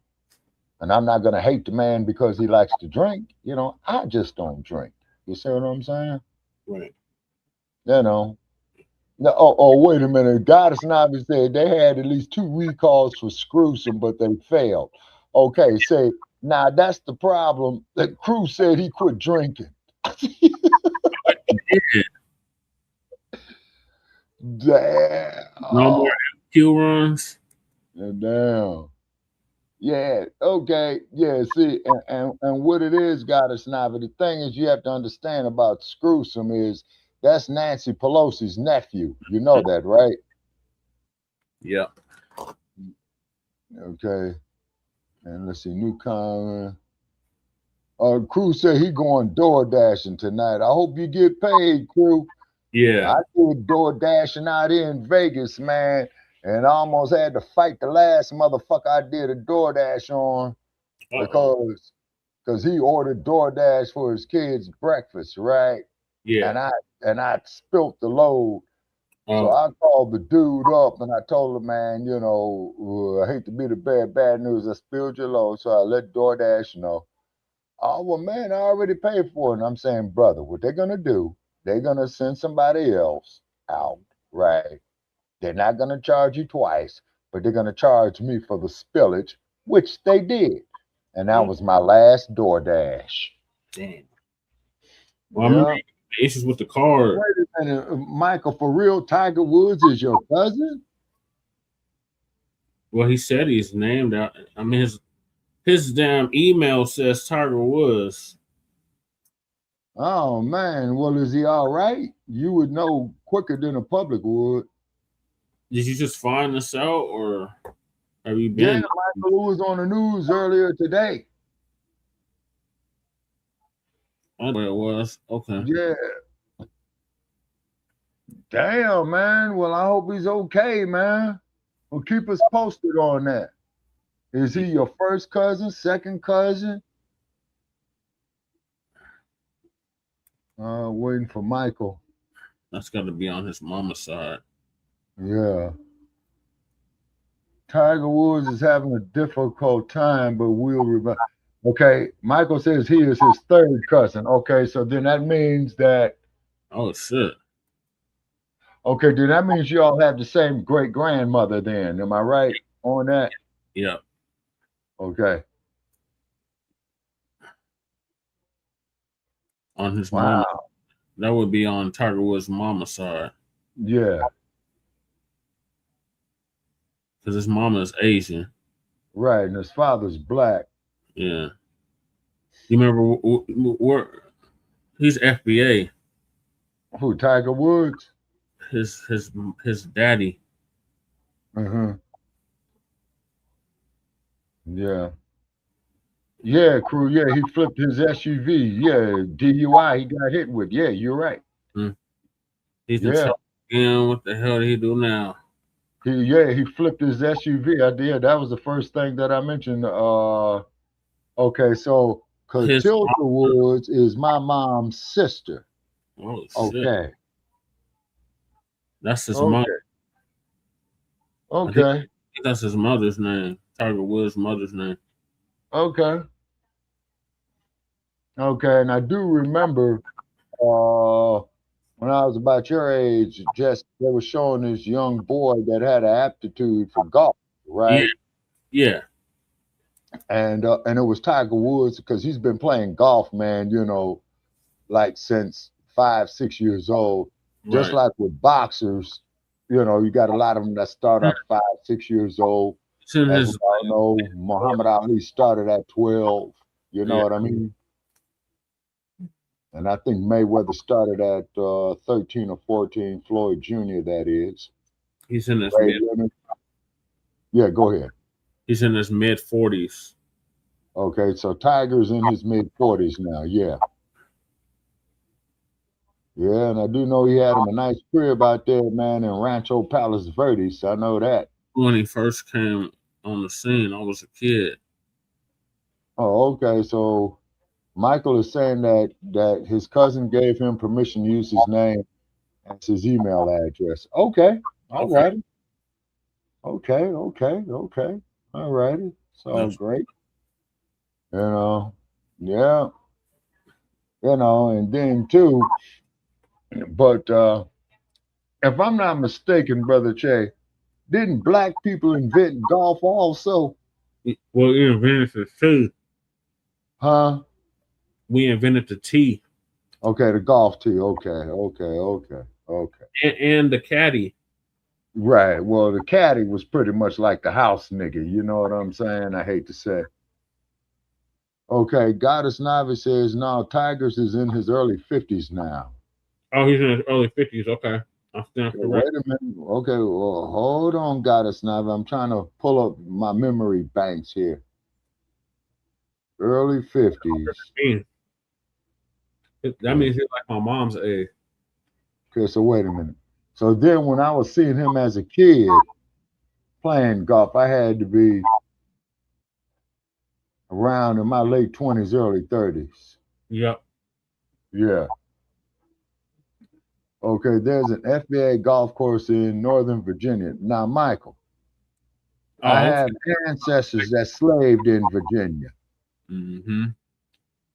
Yep. I had ancestors that slaved in Virginia, near Hampton, Virginia. Yep, same here, Shabaka. Mm-hmm. Well, Brother Che, we might have been sold on the same plantation at one time. Yep, in a previous life. And I probably said to you, Brother Che, let's escape. Let's run away. Hell yeah, Virginia did own slaves, Michael. Shit, yeah, they owned quite a few of them. Jamestown, Virginia, yes, sir. Richmond, Virginia, all that. Tobacco was in Virginia. Mm-hmm. See, Mike, the thing, okay, wait a minute. Cruz says PGA Tour 2025 has my country club in the game on Olympia Fields. Tiger has golfed there several times. Okay, Cruz. Yeah. Okay. Yeah, Professional Golfers Association. Okay. Now, getting back to Virginia, okay, cotton was king there and tobacco. Am I correct on that, Brother Che? Yeah. Okay. So that means all these goddamn tobacco companies, they need to be giving me some motherfucking free cigars, man. Mm-hmm. Shit. You know. All right, Shabaka, let's wrap this thing up. Yes, sir. Okay, closing comments. Hey, thank you for having me on season 11, episode 27, part 2 of Grand Rising with Shabaka and the Cherries in conjunction with Frontline Black News. So okay. We didn't get to Black family because we said if we had time, but we don't have time. Yeah, so we'll roll it over. Then also too, Brother Che, no bullshit, man. Starting tomorrow, man, I'm gonna add up all the slaves that came in off those slave ships logs. Okay, Shabaka. Yeah, you see. So and just take me a minute. Okay. Oh, Augusta, GA, the land of James Brown. Is that Augusta, Georgia, Michael? Yep. Okay, so he says country club is lily white, very white. When y'all be coming back live? Goddess Navi, you have a tomorrow night. Yeah, okay. Yeah, I've been through there, Michael. I've been through Augusta, GA. That's the birthplace of James Brown. They got a street there called James Brown's Boulevard. I've been on it. Mm-hmm. And then, man, and I tell you, and it's a real impoverished place, man. Yeah. Really impoverished, So, man, driving through there, man, once again, Brother Che, I heard the suffering. I heard the crackles of the whips. You know what I'm saying? I saw, in my mind, fat ass pot good Andy Mayberry looking motherfucker, Otis the drunk and all that old shit, Barney Fife looking motherfuckers, race soldiers. You know what I'm saying? And motherfuckers look at me weird, and as soon as I open my mouth, motherfucker gonna ask me, well, man, I can tell you ain't from these parts. Okay, let me start checking my weapon. Yeah. Well, where you from, man? Chicago. What the hell you doing down here in the great state of Georgia? I said, I'm just down here minding my own business, brother. You know what I'm saying? Well, Then I get jacked up by the goddamn police down there. Cans are worse at the golf course. Oh my gosh. Yeah, I told you when I got jacked up there, down there by the lieutenant man down there in Florida. You know what I'm saying? I told you that, Brother Che. Yep. The old police lieutenant lady. She says, California, huh? Well, what the hell you doing way down here?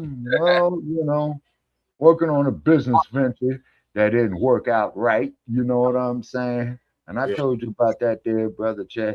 I says, well, Lieutenant, you all got better orange juice than California does. And I'm saying this here for God's snobby. She says, well, sir, I hate to be the bearer of bad news. She says, with you coming from California, you drinking our Florida orange juice, and we drinking that garbage down here that comes from your state. I says, Lieutenant, you got to be jiving me. She says, no. And by the way, get the fuck up off this spot here. I'll be back in 15 minutes. And if you're still here, sir, I will arrest your ass. Damn. You only got to tell me once. You know? Only one time. Yeah, then I pull over there in Florida again at another location. White folk tell me, well, sir, do you know what woke theory is? You know, our great Governor DeSantis down there says, man, what the hell is woke theory? Man, I don't know nothing about it. What I dare is for you colors to make us white folk feel bad about slavery. Oh, my God. And I said, say, man, check this out. What time is it? It's about 3 o'clock in the afternoon. I says, what time is the schedule? What time is the sun scheduled to go down? Oh, at about 5:30. I says, well, look here, man. I got something to do, and you have a nice day, and I got that shit and got the fuck up out of there. Yeah, that sound like you run into a good old bubble. Oh, yeah. Pot good and everything. You know, 5 o'clock shadow that looked like a damn 10 o'clock shadow. Okay, Shabaka, you do a good job at what? Impersonating. Let's see. What Michael saying? Wow. Oh, Shabaka, you do a good job of impersonating someone from Florida. Okay. Yeah. And you know, it was so damn cold about it, y'all, when I was down there in Florida, and this is going to be my last comment. I went to Daytona Beach. I passed the Daytona 500, and I did not get a chance to see the Atlantic Ocean. Ain't that a bitch? Now, yeah, the Atlantic Ocean. I wanted to see the Atlantic Ocean, Brother Che, right? Stand there, man, and look at a southeastern angle to see if I could feel the vibe, you know, of the slave ships coming in off the coast of Africa. You know what I'm saying? Yeah, I'll be interested to see them numbers. Yeah. Okay. In the season, 23 part 2 of Grand Rising, a grand evening now with Shabaka and the Chase, a grand afternoon in conjunction with the Frontline Black News. Join us tomorrow for a brand new episode of the Frontline Black News. We're on the topic sober that we didn't get to in this grand afternoon. And we'll see y'all then. In the meantime, make sure you like and subscribe to all of our platforms. Frontline Black News on YouTube and Facebook. The Revolutionary Agenda on YouTube and Facebook. And Shabaka's Black Hands on Facebook and Twitter. Okay, now Michael is saying that he would like to hear your southern accent from the great state of Georgia, the Peach State. From Georgia. Yeah, great state of Georgia, and boy, and down there in that goddamn South, I've never seen so many beautiful, big butt, voluptuous women before in my life. Down yonder. Lord, yes. Just wiggling, boom, boom, boom, boom, boom. Big bone. Yeah, and I didn't speak to too many other sisters down there. You know what I'm saying? You know. It would have got you in trouble, Shabaka. Yeah, well, I just mind my own business. You know what I'm saying? You know, just mind my own business, and then when them damn highway signs say 65 miles an hour, I give them 62. When they say 55, I give them 51. You know what I'm saying? You know, and then my biggest misery, brother Che, of getting about that goddamn South was crossing the great state of Texas. From the boot. 810 miles. Star State. You don't mess with Texas. Yeah, and I went through Houston, and these motherfuckers, man, is in rush hour doing 80 miles an hour. And I says, boy, I thought LA was bad. These some fools for real. You are crazy as hell in Texas. Yeah, then I went through there through the land of enchantment, you know, New Mexico. And then I crossed the state line down there in Arizona. And the person who I was riding with, I says, well, you know, we're near Tombstone, Arizona. You know what I'm saying? What is Arizona? Tombstone, Arizona. That's where your boy Wide Earp is from. No, you know? What is Arizona? Oh, Arizona in the south, that's where they got the southern Arizona, man, is where they got those cactuses with one arm up and one arm down. Remember how you referred to New Mexico as the land of enchantment? Yes, now the land is breathtaking in New Mexico. But what would you refer to as Arizona? Arizona, the Grand Canyon State, land of the Cowboys, the land of Wide Earp down there in Tombstone, and Wide Earp, Virgil Earp, the land of Morgan. Besides, it gets hot in the motherfucker down there in Arizona. Shit, yeah. It gets hotter in Arizona than it does here in Nevada. Centennial State. Huh? Like we're the Centennial State. To the south of us is the land of enchantment. Yeah, that's New Mexico. And Arizona is the Grand Canyon State. It is. Yeah. And Nevada is the Silver State, and California is the Golden State. And you get caught mining a piece of gold in California. If you discover gold in California, let's say, man, you just go dig your hole and find you some gold nuggets, man. Guess what's gonna happen?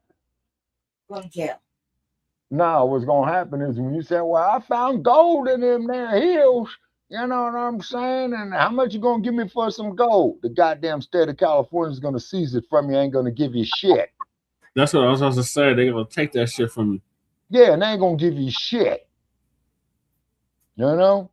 Which is really fucked up if you ask me. And then peoples, let's look at all the slaves that were brought out there to California. So we border the Beehive State, the Grand Canyon State, and the state of the land of enchantment.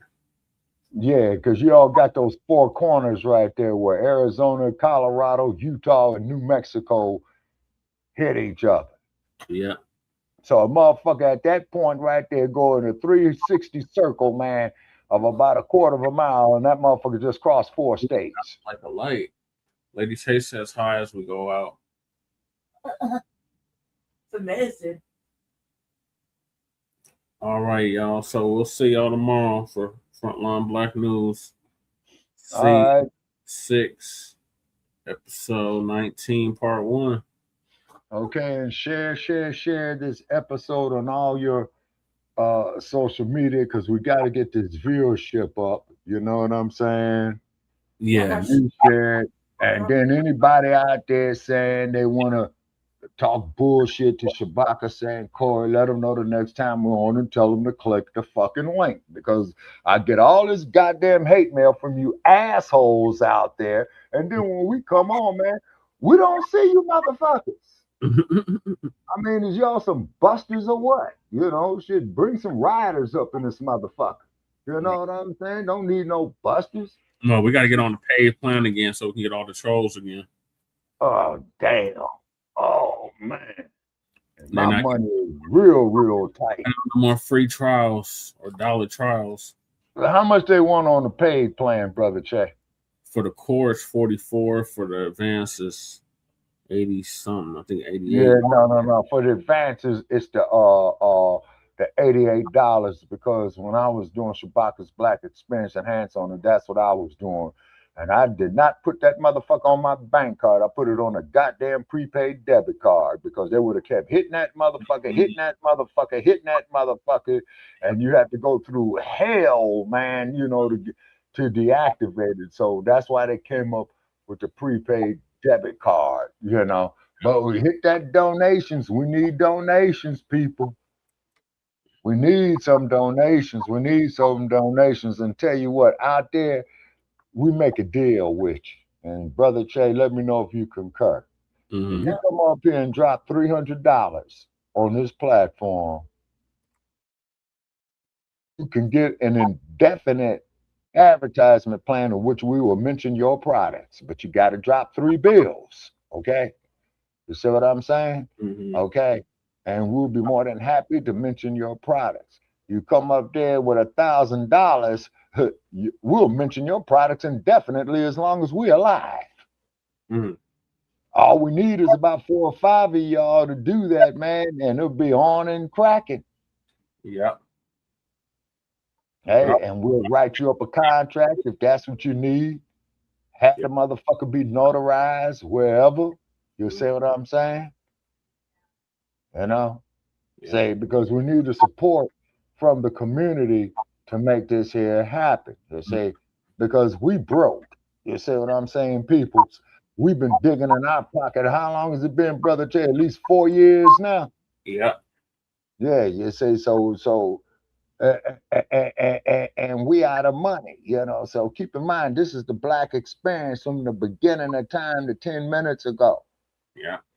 You see, you can come up here and guest host, you know. And our disclaimer will be we're doing everything under fair use and that the guest host is speaking their own thoughts. You know what I'm saying? You know, if y'all got some goddamn trolls out there you want to cuss out, bring them motherfuckers up here too. We'll help you cuss them out. Yeah. But all right, y'all. We'll see y'all tomorrow.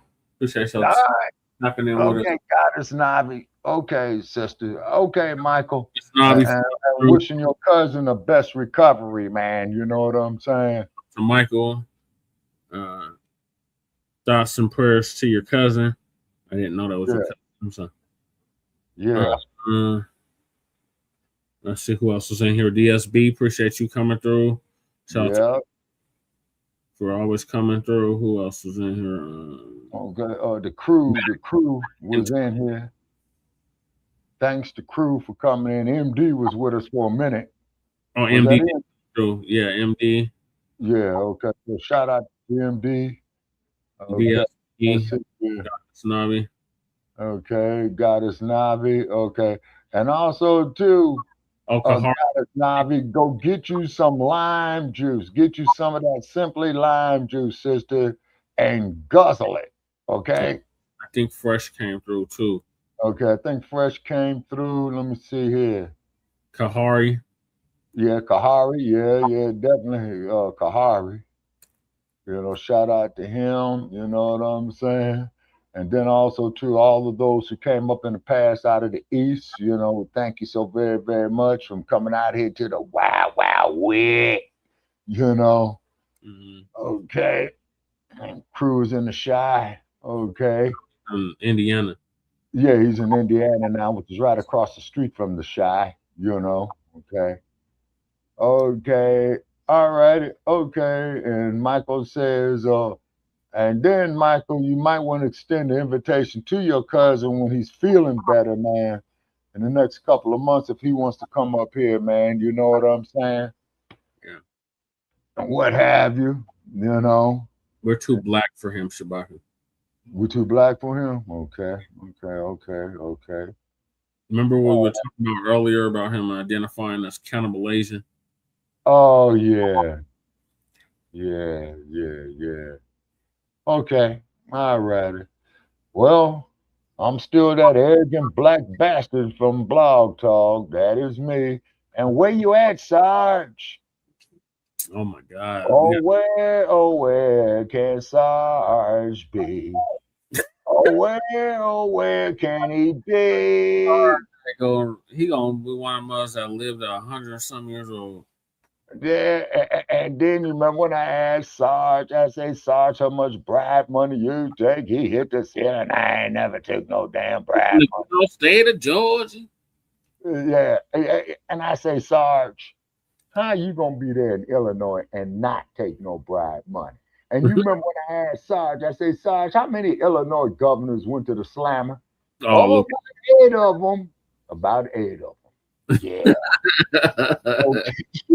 Now, and don't forget the ones who was doing crooked shit that didn't get caught. You know what I'm saying? You know.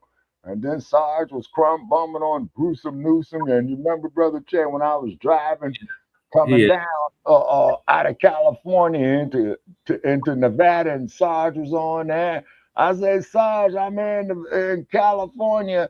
You know, he says, man, that damn Gruesome Newsom, whatever. I say, Sarge, why the hell you think I'm hightailing it about this damn state, man? And I went over that hill, and I said, yeah, I'm looking at the Nevada state line right now. You know what I'm saying? I'm looking right at Prim, you know. Yep. And then I crossed the Nevada state line and said, the heck with California. Yeah, California. Yeah. But believe it or not, though, people, the great state of California, it was a nice place one time. And the sad part about it is, Brother Che, I never made it to the Sequoia National Forest. Oh, damn. I never made it to the Sequoia National Forest. So I'm not going to say it's one of the things on my bucket list, but I missed my opportunity to see it. Goddess Navi says he's the fellow Afro-Asian bro still. Talking about was. Okay, now keep in mind, if slavery was still the law of this land, he would qualify for the auction block. Yes, he would qualify for the auction block. You see what I'm saying? Tiger Woods. Yeah. And Goddess Navi is saying California is the land of bullshit now. Goddess Navi, it's been the land of bullshit from the time I was a little kid living there. And look at this old senile motherfucker that you had who was the 40th president who used to be the governor of California. Yes, Nancy and I. There's no reason why anybody in the state of California should be carrying a loaded weapon. My cousin was married to a white woman. Yeah, we seen that, Michael. Yeah. He needs to get his drinking problem under control, though. Yeah. And then old Ronald Reagan, that senile bastard with special effects and formula. Or some crazy shit. Huh? Tiger Woods, they said he had like 20 girlfriends or something. He probably did. They star chasing, you know, the group. Mm-hmm. That's what they do. That's what they do. Star chasing. You know. Okay, Michael is saying was that his cousin was married to a white woman. Now, Shabaka, you say that, but I wouldn't have made it to what? Okay, wait a minute. Okay, now Shabaka, you say that, but I wouldn't have made it to no auction block. Okay, Goddess, could you specify on that, ma'am? She's saying she wouldn't have qualified for the auction block. Oh no, she would have. Goddess Nabi. Oh yeah, Goddess Navi, you very much would have. Oh yeah.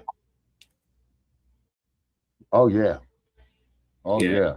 Multiple relationships. Okay, and then also too, Goddess Navi, check out a movie called Band of Angels. You don't have to rent it.